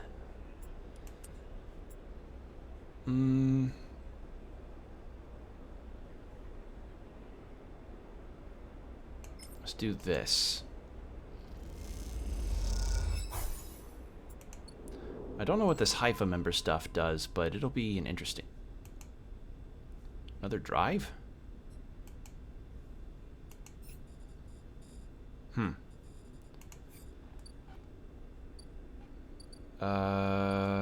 Right. I'm gonna save these. I want to use one for the babysitting. Actually, let's do the Rabia. I think it might be Rabia. How you pronounce her name. I'm gonna go with Rabia. As you approach the address Rabia gave you, a heavy hand falls on your shoulder. What's your business here? The enforcer grips your shoulder, giving a hint of the strength her implants gave her. As you turn, you see the same subsidiary eyes as Rabia and Toshiro, glinting like mirrors on her cheeks. Gia, please. The sleeper is here on my invitation. At Rabia's command, the hand immediately loosens, and an apologetic look replaces the scowl on Gia's face. Of course, Rabia. I'm sorry. Rabia waves her away. Don't you worry. I appreciate your protective instincts. She smiles at the enforcer. How about you head to Tambor? They have a delivery coming and they'll need some help with the lifting. Gia nods and walks away. So, Sleeper, you came. I'm glad. It didn't feel like an offer. I'm sorry for that. She smiles a tight smile. You have to understand, finding you there in Sabine's unit, I wasn't sure where we stood. There are more than a few people on the station who would rather I was dead. I had to be sure you weren't one of them. I wish you no harm. I'm glad. Rabia begins walking and gestures you to walk with her. She takes you down a staircase into the bustling walkways of the low end. What do you know about Yatagan? You're a gang? A gang, yes. That is what people call us. But what meaning does that word have in this place? People with carts push past moving crates from supplies around... Hold on, let me try that again. People with carts push past moving crates of supplies around the thin and winding passages. Our reputation is one that implies threat. Is that fair to say? We are framed as aggressors, parasites, criminals. She gestures around at the people in the passageway. But when was the last time you saw a law mark on the eye? A policeman? Who makes the laws here? No one. This is true. The eye is lawless, so it is up to us to make sure it works for us. But I don't imagine you think that is a good idea. If you had spent your time in the low end, maybe your opinion of us would be different. This is our place. Our people. The low end was empty in Erlin's time. They didn't need to house thousands and keep the yards and the rotunda safe without... Wait. They didn't need to house thousands and keep the yards and the rotunda safe was work enough. Or need to house thousands and keeping the rotunda... Wait. Okay, no, now I know how to read it. I would not be a good audiobook narrator. They didn't need to house thousands, and keeping the yards and the rotunda safe was work enough. No, the low end was reclaimed later when the refugees started arriving. Rabina meets your eye. The collapse didn't just happen here on this station.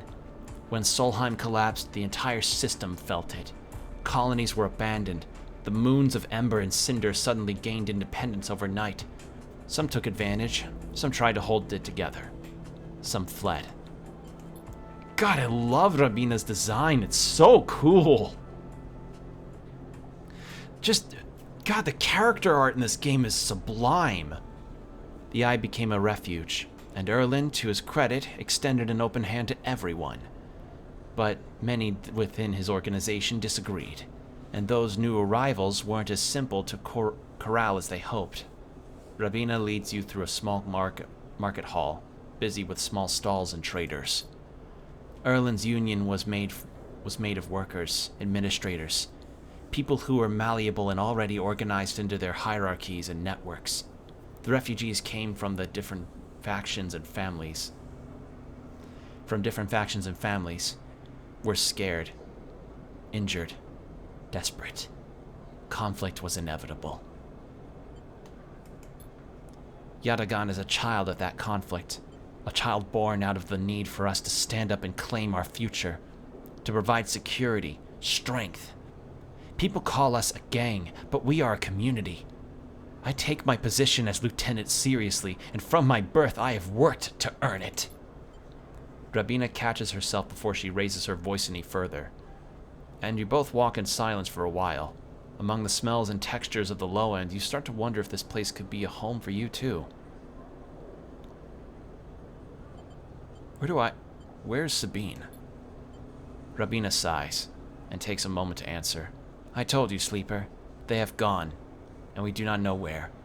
I understand Sabine must have told you about their debt to us, but that was an agreement entered into willingly, and which benefited them greatly. I will be honest with you, Sleeper. I was never comfortable with having Sabine as part of Yatagan. An ex-corporate employee? It goes against our nature. But their deal was with Yannick. I kept my distance, made sure Sabine had their surgery, kept it supplied, that was all. But I cannot allow people to go back on the promises they have made to us. Yatagan has not lasted this long because of its charity. We offer and ask for support. Any betrayal will be treated as an attack. They were trapped, desperate. Many on the eye are, Sleeper. I am sorry, but we must ask that our debts are paid in full. Sabine found something. Please. I don't want to hear their accusations. They only wanted to escape their debt. They would have said anything. But where are they now to stand behind their claims? Stay silent. You realize that Rabina has led you in a loop, and together you both come back up a staircase to the walkway where you met. You are free to go, Sleeper. I have said what I wish to say. She looks out through the windows of the walkway. I would protect this place with my life, as it has protected me. I want to make that clear. She turns back. However, if you too wish to come under its protection, I can help you. Return here if you wish, and there will be tasks for you to complete. You will be able to see Yatagan, to see the lower end with your own eyes, not as others frame us. As for Sabine, she pauses to consider her words. I will not ask you to betray them, but if they contact you again, consider their motivations carefully. With that, Rabina leaves, slipping back into her office, while you stare out at the countless units, each a home, each with a story, that make up the low end.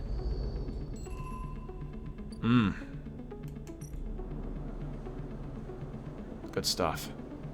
Patrol award. Yatagan performed many roles from protection to logistics and everything in between. You never know what you may face on a patrol. Yatagan operates on an in-kind basis. You are told entities for goods or services must be collected in exchange for protection and administration. Well, let's do the babysitting.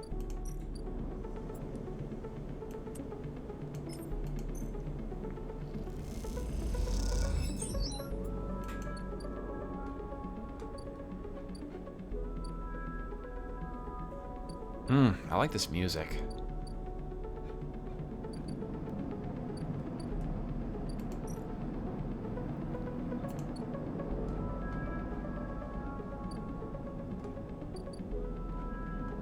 Like, it's very, like, calming. The kind of thing that I'm very glad that I decided to pick this to go back into the stream after my breaks, after my little break time. This is just nice and calming and atmospheric. Play the exchange. I'll kind of think on that.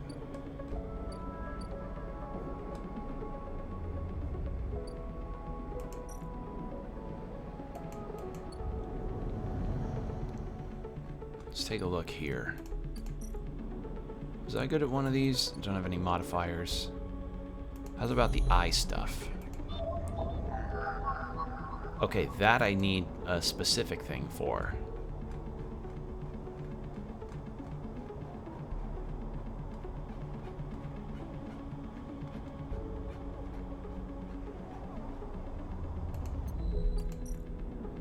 All right.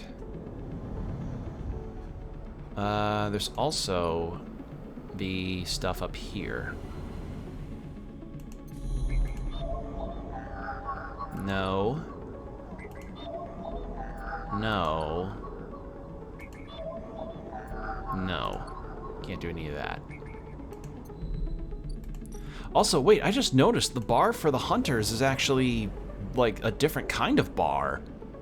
Huh. I just noticed that. Interesting.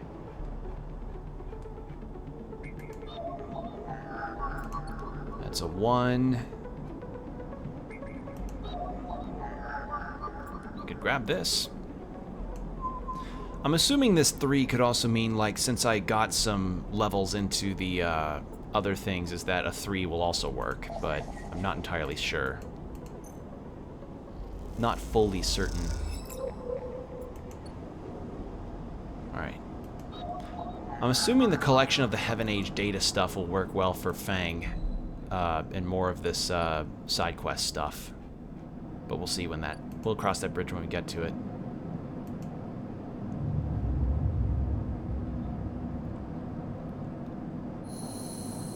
Alright, we are now getting there in terms of hunger. Do I want to re-roll? Sure. A bit better. Alright, let's help get the still running.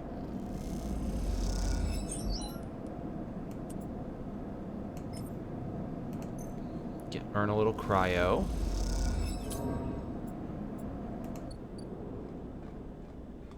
Alright. Emphasis preparing the grill caps. He has had to heavily adapt this recipe, he says. But the smell is already incredible.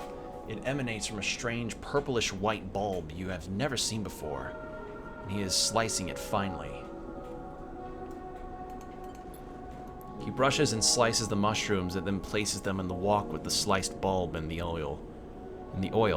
They caramelize there, in that well-worn crucible. I've had to take a second to read that. He adds liquids, transparent and opaque, and then turns down the heat. A sprinkle of leaves is the final touch.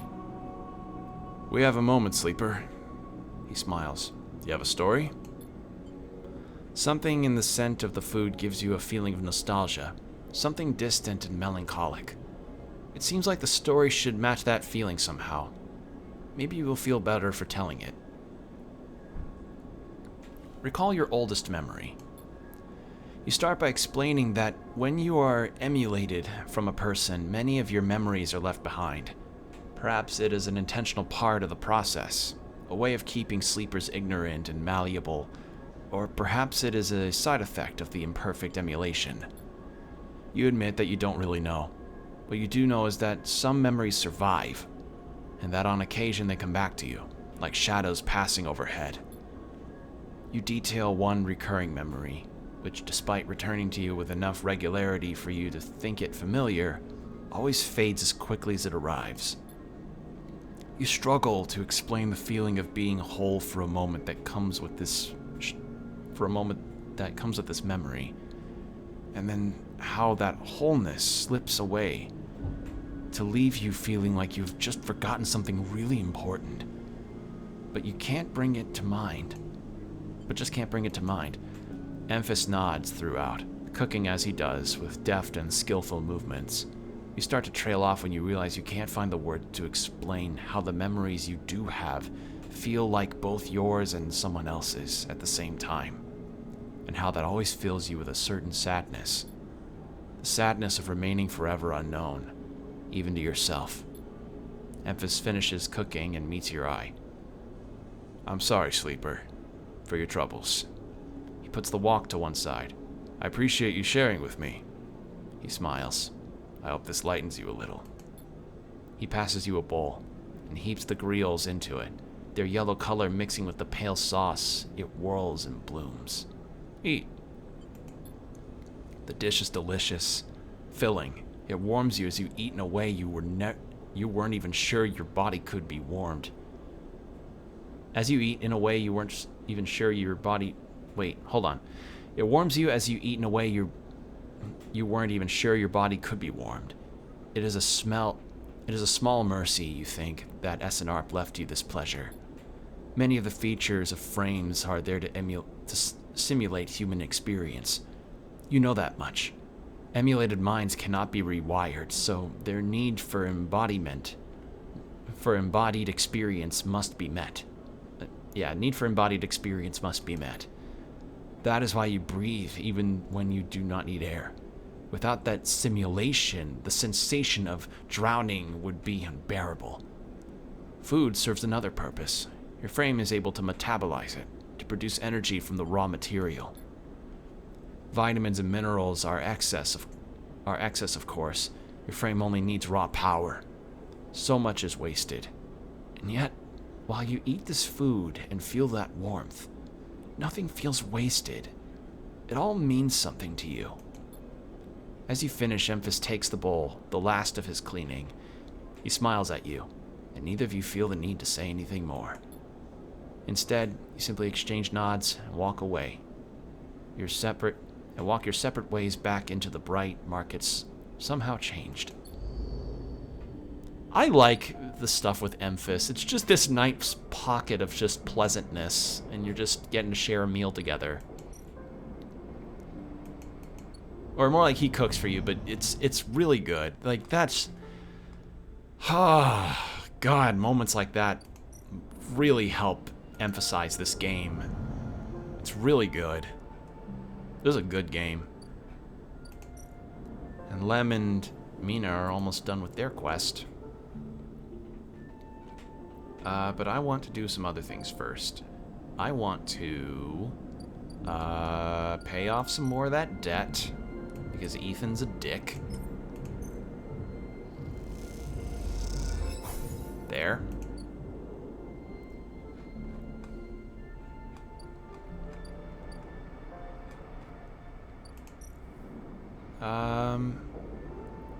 Actually, let's not cross the Greenway.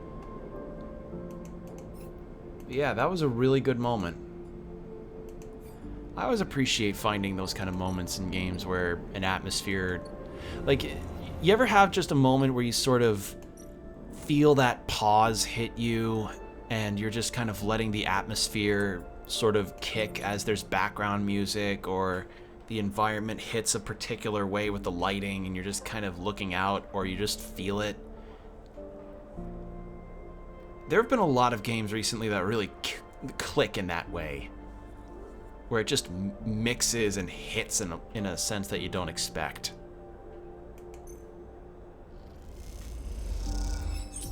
You start to draw connections from manifest to manifest, not noting the patterns and flows. There's something beautiful in the chaos. Chaos. I gotta kill chaos. Spacer meal. I don't want to buy a meal yet.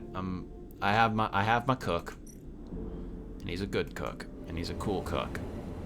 He's cool.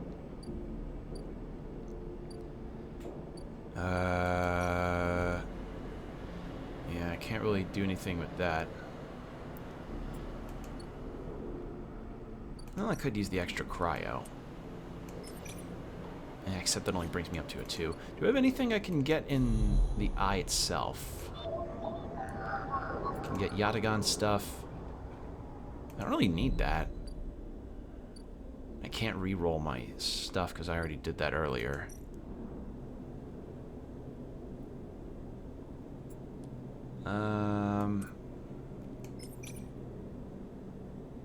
Nice 3 Creo.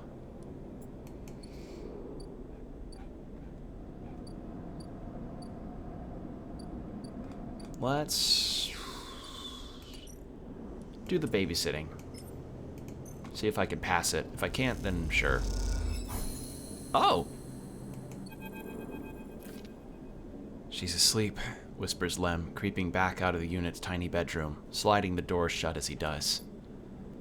You're perched at a thin bar in the main room, the slate in front of you still glowing with Mina and your drawings from a cycle spent together.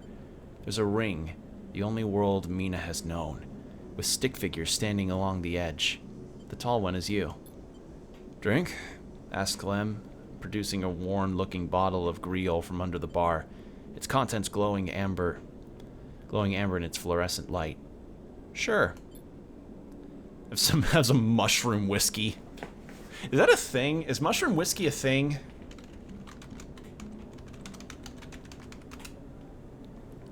Oh, Jesus. Wait. Well...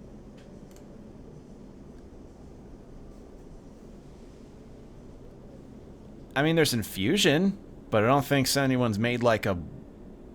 Yeah, like a... People have kind of made it more into a mushroom whiskey sauce instead of actual mushroom whiskey. But people are infusing it. It is a thing. And honestly, if mushroom coffee's a thing, maybe I shouldn't be too surprised. I don't know. Just thought that out loud. Lem nods and glugs a few fingers into a couple of metal tumblers, then sits down with you at the bar. Cheers, he offers, and you clink the metal containers together. You know, we actually have something to celebrate this time around. Lem gives you a sideways look. I made the assembly team on the side reel. He grins broadly, clearly as he's been desperate to tell you a cycle. Amazing! Lem holds up his drink. Couldn't have done it without you keeping an eye on little Meanie back there. Lem shifts a little on his stool. He looks uncomfortable. How's our girl doing, Sleeper? I haven't seen much of her these past cycles. A little tricky. Lem looks away. Yeah, she can be tricky like that. She can close you out in a second. She's a stubborn one. He raps on the bar. That'll serve her well, I think. His eyes drift into the bedroom door. You okay? He nods. I can't take all the credit for Mina. She isn't actually mine. He gazes into the middle distance. I pulled her off a refugee shuttle out by one of Ember's moons. The colony was falling apart for decades after Solheim collapsed, surviving on next to nothing. Eventually, some of the residents tried to make for the eye on these decrepit old shuttles. He sloshes the drink around in his tumbler. They had no idea what they were doing. The one Mina was on decompressed halfway here. Everyone's spaced. The only reason she made it was someone sealed her in a weapon locker. She was ice cold when I reached her. Purple lips. He shivers. Once I picked her up, I wouldn't let go. The medics treated her with me and clinging there. Wait. The medics treated her with me still clinging to her. He takes a drink. Still not sure why. He reaches over and refills his cup. We weren't exactly anybody's heroes, you understand. We were private military, hired in by Conway to protect their claims in the collapse. But once I got Mina, that was it. I quit. Got us dumped here. Her family? The ones on the shuttle were dead when we arrived. Wasn't many cycles later when the colony fell too. I didn't dare take her home. I didn't dare take her to another grave. He looks around the decaying units, its stained plastic plating and flickering lights. At least that's how I justify it. He sniffles. She was tiny, too small to know what she lost. But I can't stop thinking about it. He rubs his eyes, dark with tiredness. What if our number doesn't come up in the draw, Sleeper? What then? The side reel will sail off without a thought, leaving us here. What kind of life is that for her? You'll make it. Sorry, I know you don't have it any better. He looks at his cup and pushes it down the bar. This is a celebration, right? Both of us on the team now. Both of us in with a chance. Exactly. Imagine all three of us riding the side reel horizon out of here to a new world. He looks into his glass for a moment. I think I drank this too fast. He laughs. Lem stands and starts to clear the glasses into the outwash. I need some sleep, friend. See you around. All right then. He catches your shoulder and as you turn to leave. Thank you, Sleeper. I mean it. From both of us. He pats your shoulder and you slip out into the dark of the walkway, with thoughts of the little Mina in your mind. Aww. Good. Oh, I just got an achievement called Good Robot. Oh. Oh, man, that was wholesome. That was really nice. Alright, I'm gonna get a modifier for this. That was really good. This game, man. It does so much with so little. You gotta love to see it, you know?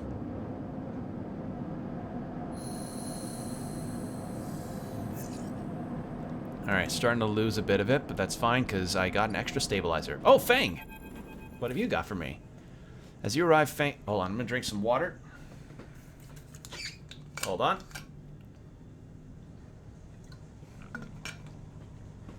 I stretch my neck, too.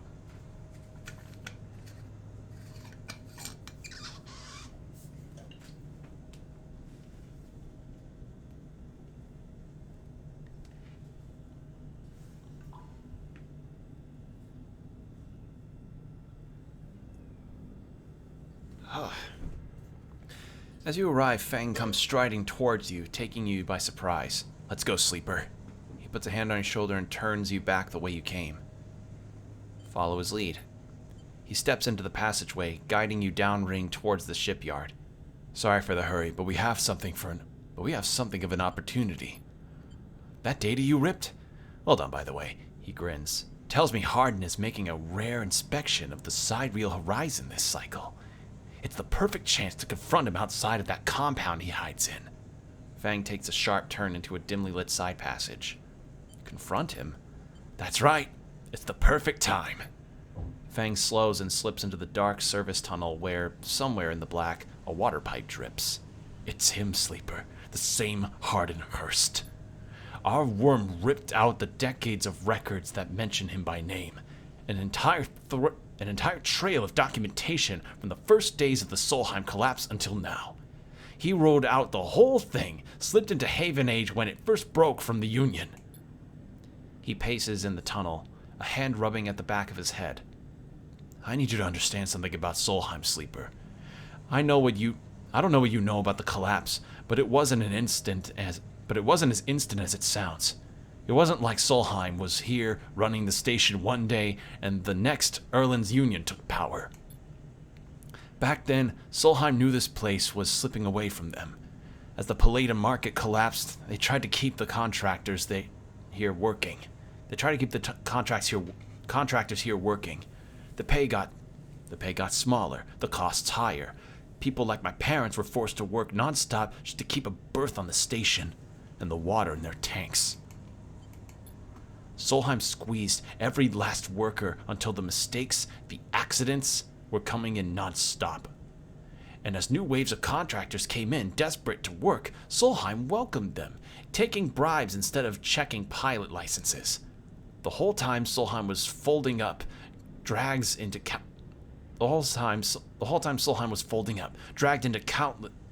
court cases in the central system, while this severed limb of a station still desperately tried to take all it could. The riots came after the collision at Dock 2. A young pilot, his MEV overloaded with palladium, miscalculated his trajectory and took out a section of the ring. Hundreds died. Thousands panicked. My parents told me people were terrified, and the blame fell squarely on Solheim. People like to tell stories about Erland, how he brought the factions together, spoke to the crowds, turfed out Solheim. Maybe that's true, but my mother, pregnant with me, locked herself in their MEV and welded it to the dock while my father joined the improvised crews, trying to seal up the ragged edges of the gap. He never came back. Fang pauses in the dark. They sealed it up, though.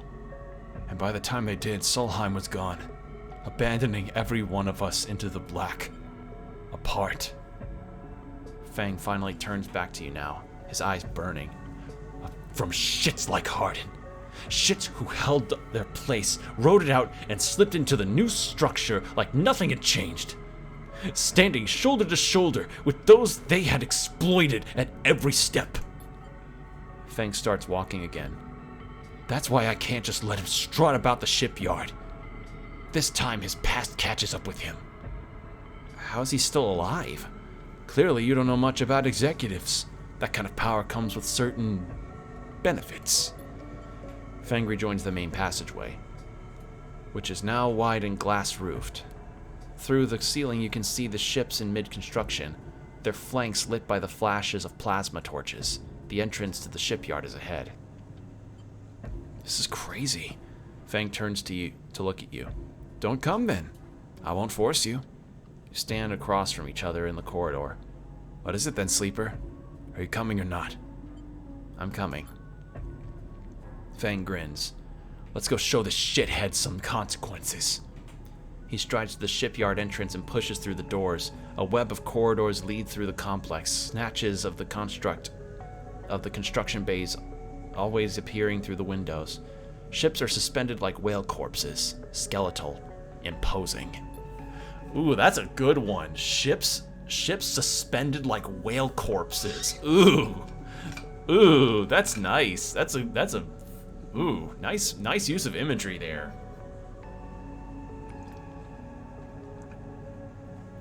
Fang seems to know exactly where he is going, and before long you cross into a huge dry dock locked on one side of the sidereal horizon. A network of platforms and scaffolding cling to the ship's hull, filled with workers and equipment. The sound is stretched out by the vast space so that the welding, cutting, and sealing seems to come from everywhere at once. Both you and Fang spot them at the same time, a group walking slowly across a gantry. And at the front, two men, one gesturing towards the ship, and the other stick-thin, clearly dressed with a shock of gray hair. Hardin. Stick-thin, cleanly dressed, yeah. You and Fang say his name in unison, and Fang sets off up the staircase to the gantry, with you following behind. As you come to the same level, the group is pacing closer. The foreman gesturing to the work being done throughout the dock, and Hardin nodding along. Hardinhurst! Fang shouts across the noise, taking you by surprise. His voice bounces and comes back in a rippling echo. The figures turn. Yes? Hardin asks quizzically, raising an eyebrow. He glances between you and Fang, and you see his gaze lingering on your body, unsure of why a sleeper might be in this place. You're a traitor, Hardin. A Solheim executive who tried to hide here, among its victims. Fang's voice is steady, strong. You stand for everything the Eye was rebuilt in the shadow of. Against everything Erlin stood for. Against everything Haven Age stands for. You have no place on this station. For a moment, stillness descends on the group as if everyone was held in place by the rattle of construction. Hardin laughs. Well, good to meet you too. He glances around at those around him. Some are smiling, the others nervous. You are from the systems branch, are you not? Asks Hardin, inspecting Fang's clothing. Fang turns to the foreman. You need to call for security. This man is a corporate agent. The foreman glances between Fang and Hardin, his hands drumming at his sides.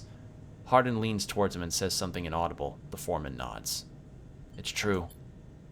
As you begin to speak, Hardin turns his attention to you. And what would a sleeper know about that? You accuse me of being a corporate agent. What are you if not exactly that? He looks around at the group, who are already eyeing you with suspicion. You are a product of SNRP. You have no place in a Haven Age shipyard. Who knows what signals you are sending back to your makers? A murmur of approval runs through the group. Fang holds up a stick of memory. You guessed right. I am systems. And I have records that link you directly to Solheim right here. He turns to the foreman again. So once again, I'm asking you to take this man into the custody of the shipyard. The foreman remains still. Hardin's voice is calm, measured. If you have such data, why hasn't it been submitted at a members' meeting for proper review? He shakes his head. I have nothing to hide, unlike a man who does not announce his name, who enters my shipyard with corporate property in tow, and tries to turn my own men against me. You hear it now, the echoing sound of boots on walkways coming from all angles at once, and then settling behind you. Please, said Hardin, submit the data through the correct channels. Then we can talk. For now, however, you must leave. He gestures behind you to the security detail, their hands on boxy black sidearms at their sides. Fang spits. Hardin, you shithead! You can't wriggle out of this one! A security officer draws their weapons and levels it. Fang turns and stares him down. Calm Fang. You look at Fang. He shakes his head and puts a hand on your shoulder. Let's go, says Fang, and he pushes through security, heading back down the walkway. Once security has walked you out of the shipyard and nudged you back into the corridor, Fang picks up pace. You try to keep up, and he slips into the shadows of an entrance. Fang is grinning ear to ear. You know, Sleeper, sometimes people are exactly how you expect them to be. Something pings in his pocket and he takes it out. On the slate, a web of connections starts drawing itself out, stretching to a set of points around the ring. Got him. What's going on? Hardin is doing what any sneaky shithead always does. Calling his friends. We are tracking his outgoing messages. Fang's grin looks ghostly in the uplit light of his screen. The old ways are the best. Spook them good enough and they'll give the game away. He jabs at the slate, and you see the web is being drawn over a map of the ring, lines bouncing from point to point. All these dots? These are Hardin's buddies. The ones he's messaging right now.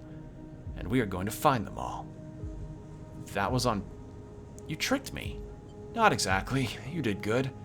Fang glances around and slips the slate back into his pocket. We better split up for now, Sleeper. But this is exactly what we need. Good hunting. With a pat on your shoulder, Fang drifts away, back into the flow of people around the shipyard entrance. You watch him go, unsure whether to be angry or impressed. Okay. So, yeah, corporate entities are not allowed either not allowed or heavily discouraged to even be here, hence why Hardin kind of was trying to get a leg up on you since you're a sleeper as a former corporate body.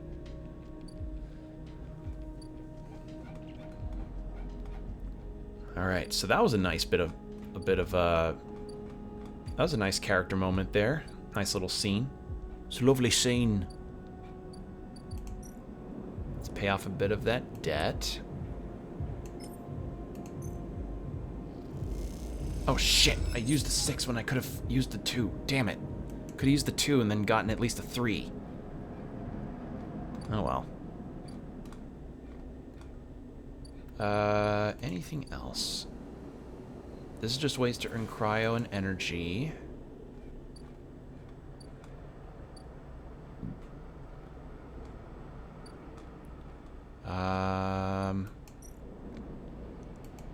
Let's cross this.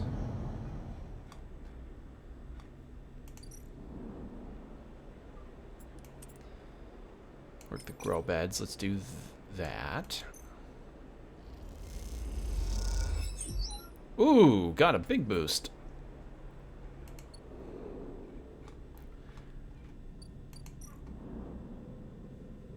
I can gather scrap. Oh, I can gather scrap from here to sell, so I don't have to buy it anymore. Cool. Awesome. All right, well, let's get the overgrowth. Shit. Let's clear this overgrowth out. This may end up being a new place for me, which would be awesome.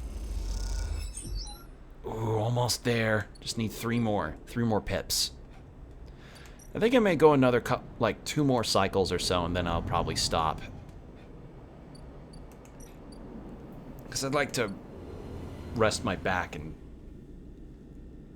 and stretch around some more.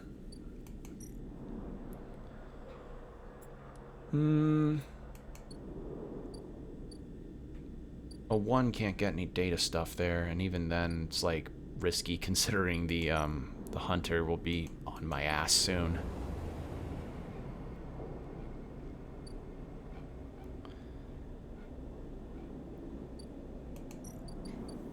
Could use some more cryo.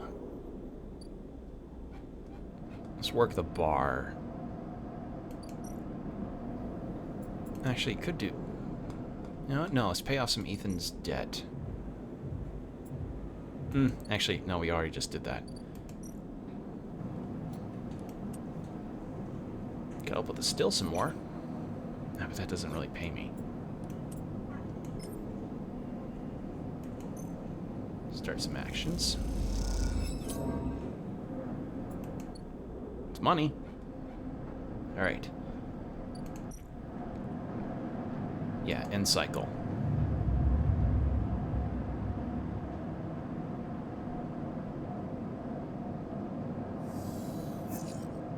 Okay. Yeah, I need food. Emphasis stall. Anything new I can do for him? Okay, I can get him these mushroom types.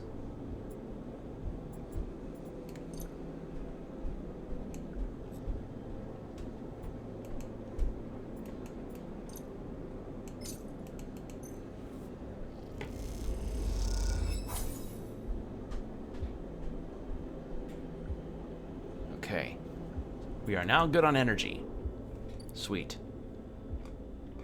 Alright, no other activities happening here.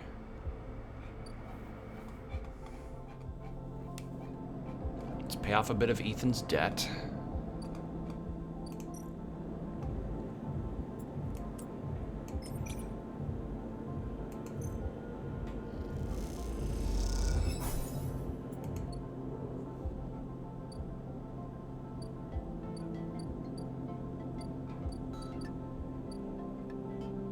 Forge fabricator.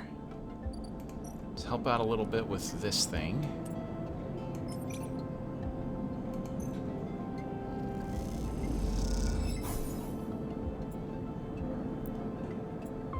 Yeah.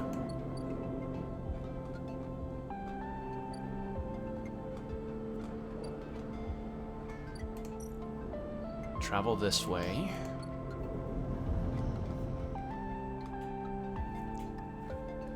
And then we can do a little work here and then clear out the clear out that overgrowth a bit more.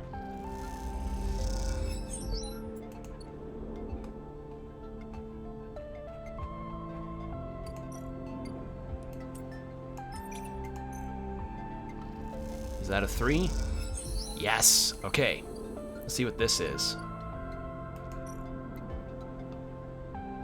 Oh, germinate spores. Spore groves. Oh, cool.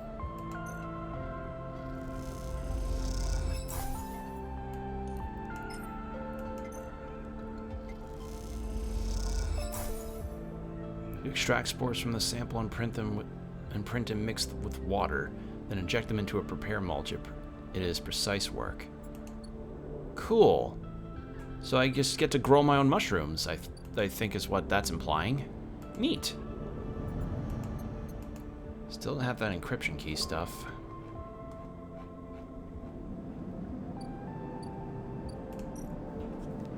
I thought that that'd be like a new place for me to sleep, but I guess we're just still stuck in the sealed dock, which is fine. You know, the storage unit's fine, probably cozy.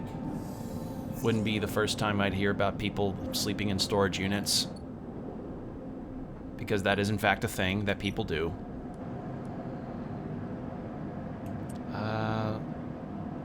I'm gonna save up some cryo, so let's get some energy back. Ooh, that was really good. That was a really good idea. Big energy boost.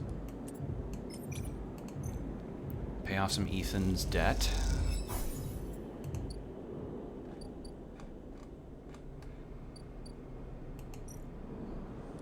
I'd like to probably check out more of Rabina's office.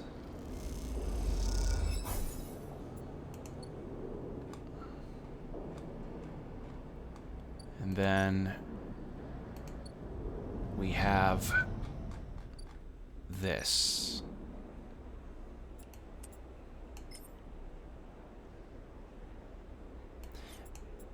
Is there any other thing that I can make that's a 100% positive?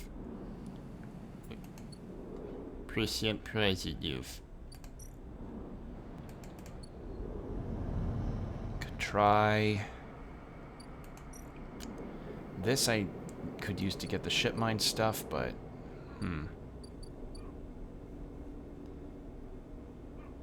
Hold on one moment, everyone. I need to go get my little dog back in the house. Give me a moment.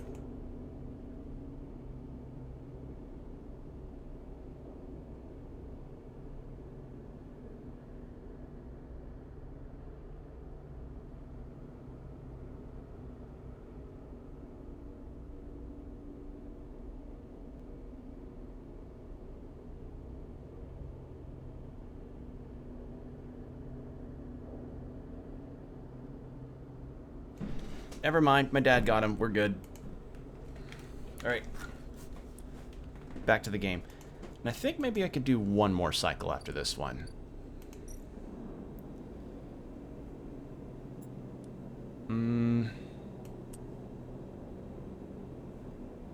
More energy. Is there anything I could do for job that make more cryo?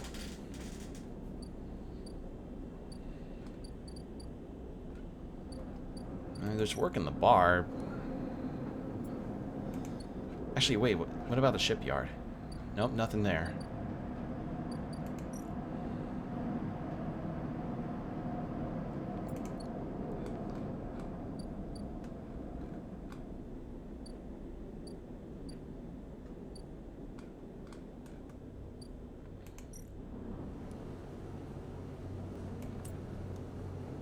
Wait. No, actually the bar pays more than that.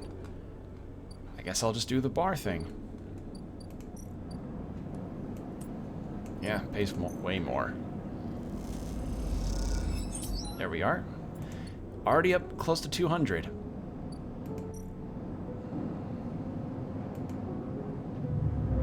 I have one stabilizer, so that'll work for me when the condition gets low.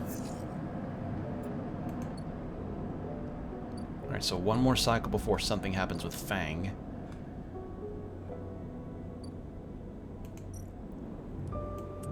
Let's help out with the debt.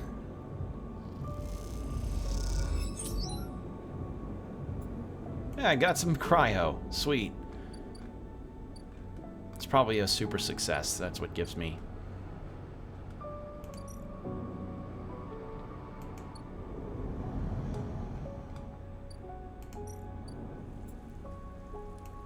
Let's get this. Get one more spore, and I want to see what happens when I do this. Fungal bed. Alright. The moist corners of the aviary make them perfect beds for the spores. Once they are filled, they can be left to grow.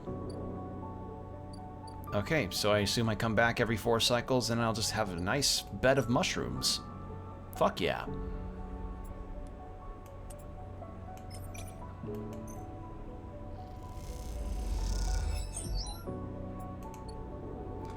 I want to see how much scrap I can get out of this.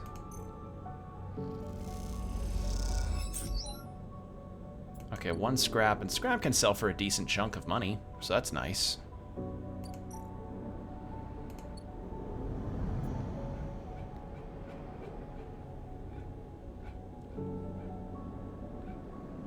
And then overlook, where was it? Here? Yes.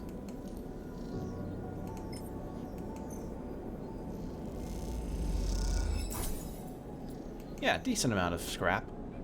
Or decent amount of money. Alright, and again.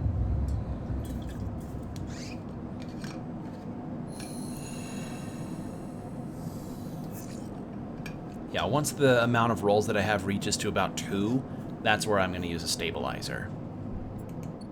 Because even with 3 things, I can do plenty. Oh!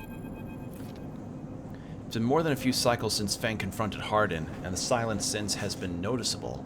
In your time with Fang, you haven't exactly found him to be reliable, but you did expect to hear the end of whatever plan he'd put into action. But if he won't come to you, you think as you approach the Haven H building, then it's time to come to him. After all, he did promise to fix your tracker, and you are getting nervous. As you approach the bay, As you approach the bay doors, you see them wide open, and light pouring out of the once dark room. Stacks of servers and terminals sit outside the bay, suddenly robbed of their mystery in the bright flood lamps. A figure in Heaven Age security fatigue steps out of the bay as you get closer, carrying a stack of hardware. Approach. As you get closer, you see the security officer tapping up machines from Fang's stash with what looks like a hazard tape, or taping up machines from Fang's stash with what looks like hazard tape. This isn't good. You again. Hardin is there, leaning beside the bay entrance so calmly that you barely noticed him. He has a slate on his hand, and an inventory of seizures crawled across it. Predictable. Further evidence of Fang's collusion. You see another security officer come out of the bay and take note of you. Where is he? Feigning ignorance, or perhaps just abandoned? Hardin shakes his head. I believe you should choose your conspirators more wisely. I almost feel sorry for you. Hardin pushes away from the wall and comes closer. Don't worry, Sleeper. We have all the evidence we need. A confession won't be necessary.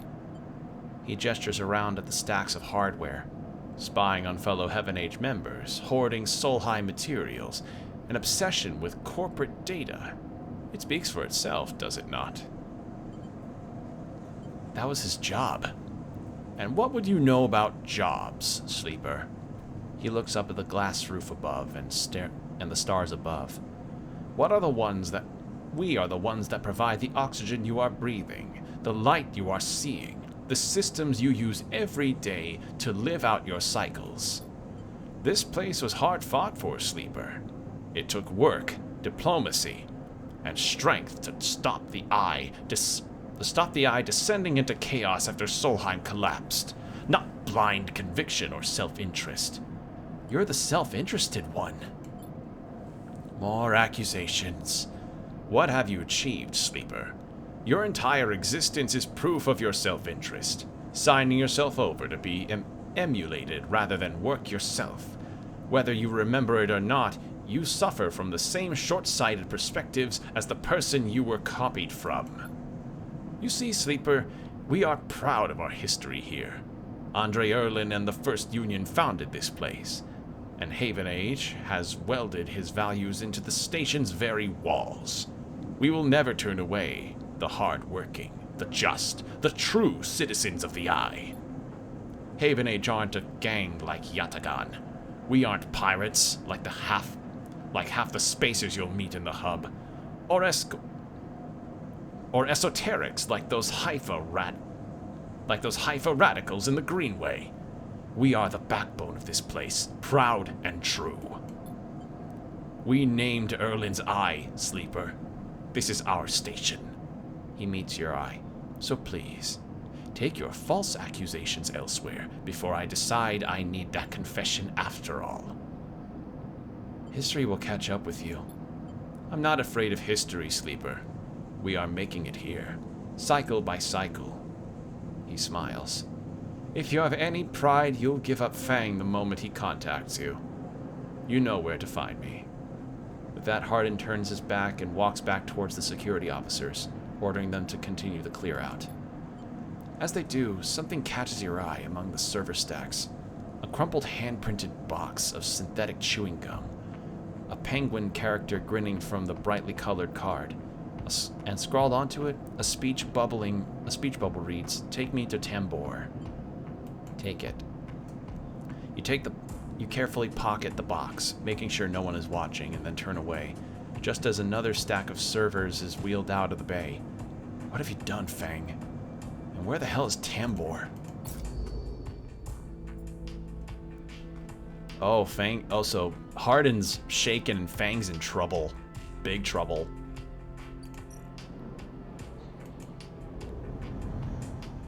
Alright. Let's do this. I only need one. See if it does it. Yeah!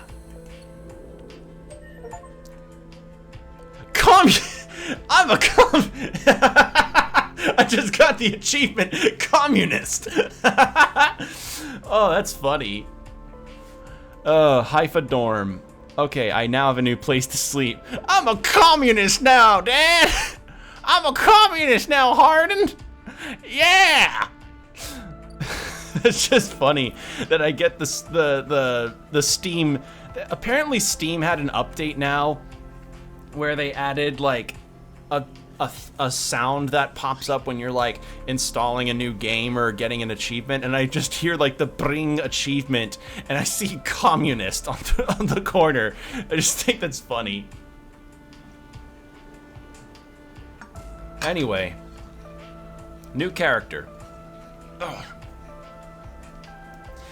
You head down into the Haifa compound, following a blue painted line that is labeled laboratories. The member you were assigned to work with told you they asked you to see. Whoa, let me try and read that again. You head down to the Haifa compound, following a blue painted line that is labeled laboratories. The member you were assigned to work with told you they'd asked to see you, but you still have no idea what about. The line takes you to a blue door, and through to a glass-roofed chamber where a network of stems and leaves filters the sunlight coming through the ceiling, casting the whole chamber in a strange yellow-green. Peaceful, isn't it? Distracted by the green, you miss the woman standing at a lab bench, camouflaged by the dappled light. "Welcome to my sanctuary," she smiles.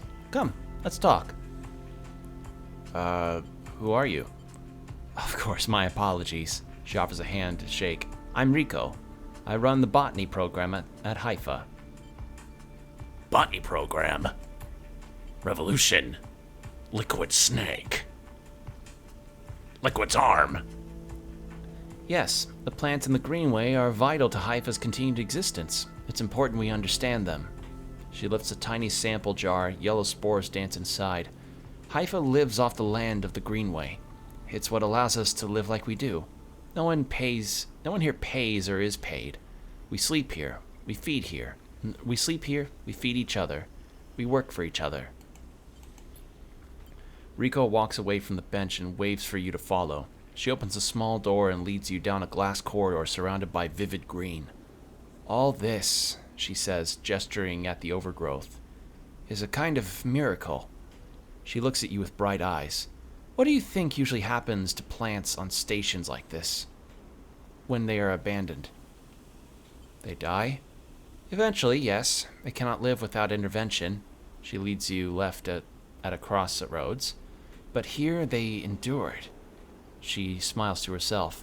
"Actually, no. They thrived." You look at the bright tendrils wrapped around the metal frames of the corridor. They look dominant, strong, like they're taking control of this place. Rico continues. "Of course, Solheim tried to create a stable biosphere here, patchworking the surface with gardens and algae tanks that feed into a network of microbial reclamation systems. But the Greenway was always envisioned as extractive, a place from which the harvest is removed and sold to those living on the station, not a closed loop. For this reason, when the collapse came, the Greenway should have gone with it. Erlen himself was so convinced of it that his first colony never even came here to try to reclaim it. The Eye instead relied on outside favors and influences, shipments from the inner systems, and small-scale agriculture systems like kelp and fungal farm stacks. And yet here we are, among growth and decay, a biosphere flourishing. When Haifa came here, we expected to find only vacuum-dried stalls and leaves, and perhaps some fungal colonies hidden in the mulch. But we found a jungle. With this, Rico hits a button on the wall and leads you through a large pair of double doors into a huge, impossible chamber. It is every kind of green, from the pale algae tanks to the dark vines that surround them. It is wet, too, a rarity on the Eye. Condensation clouds from the light from the high glass roofs and gathers on the sky, broad leaves of the shrubs. How? This is exactly our question. Rico turns to you, visibly excited by by the room you're both standing in. It doesn't make sense, but in many ways, the system has stabilized. Unlike the farm stacks closer to the gap, who need input to support their meager output, this place runs itself. Perhaps Solheim managed something new here. Perhaps they tweaked the plants, or built new systems buried deep below us. Or perhaps their collapse caused some fortunate cascade, unlike any chemical reaction within the biosphere. That's what I'd like you to help me find out. She turns to you, her forehead wet with dew. Aren't you the botanist? Astutely noted, but I don't need a botanist. Rico sits on a railing. These halls run deep, Sleeper, and I'm getting old. She stamps her foot on the metal grating of the walkway. Whatever is causing this, it's to be found in the groves deep in the Greenway. Haifa won't spare anyone for an expedition. It's too dangerous and unnecessary, they say. I can make the case, but I can't get the votes. You see, Sleeper, you sleepers are hardy beings. I know that much, and you can speak to the eye, uncover its secrets in ways I never can. She holds out an arm so you help her stand. Bring me samples, spores, seeds, and blooms. I can grow them in the lab and study them. The deeper they are found, the better. I'll try. Thank you, she smiles, and thank you for listening. Rico leads you back out of the huge chamber and through the passages. She is a little slower now and stumbles on the steps. You help her where you can. It's good to have new blood in the commune, she says. Many of us have been here a long time. If you come through. She settles back at her bench in the lab, stretching her legs. You go to leave. Come back if you find something, Sleeper, she calls. There are discoveries to be made. And you follow the blue line back up out of the compound, all the time thinking of that impossible magical green. So somehow, all of the stuff here managed to be some kind of self-sustaining. Yeah, it managed to somehow be some kind of self-sustaining ecosystem after the collapse. Interesting.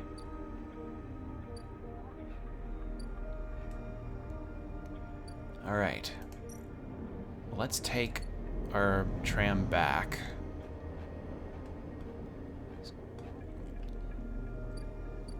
And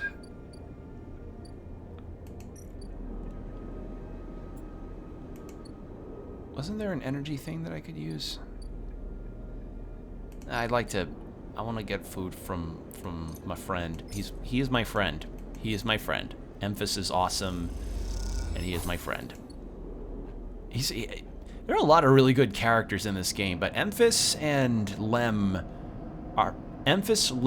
and Ankita are probably my tops right now.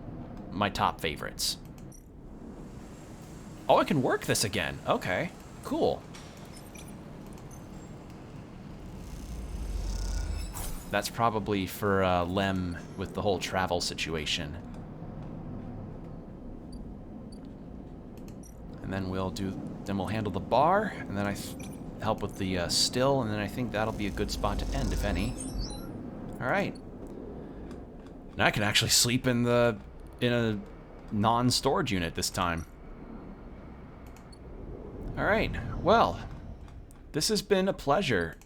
Honestly, it's good to get back into the flow of it, especially with a game as nice and relaxing as this one. Despite like some of the subject matter being a bit, rough, but nonetheless, this was really good. So, yeah. So I hope all of you enjoyed it. It's been a pleasure to get to talk to you all and sort of say where I've been, what I've done, and expect more streams down the line. Gonna get right back into the regular schedule. So things will be as they were before the Final Fantasy marathon that I did. So, yeah. With that said, take care of yourselves, everyone. Stay hydrated, keep your postures checked, and for God's sakes, don't do what I did and fuck up your back. And, yeah, I'll see you all later. Take care of yourselves, people.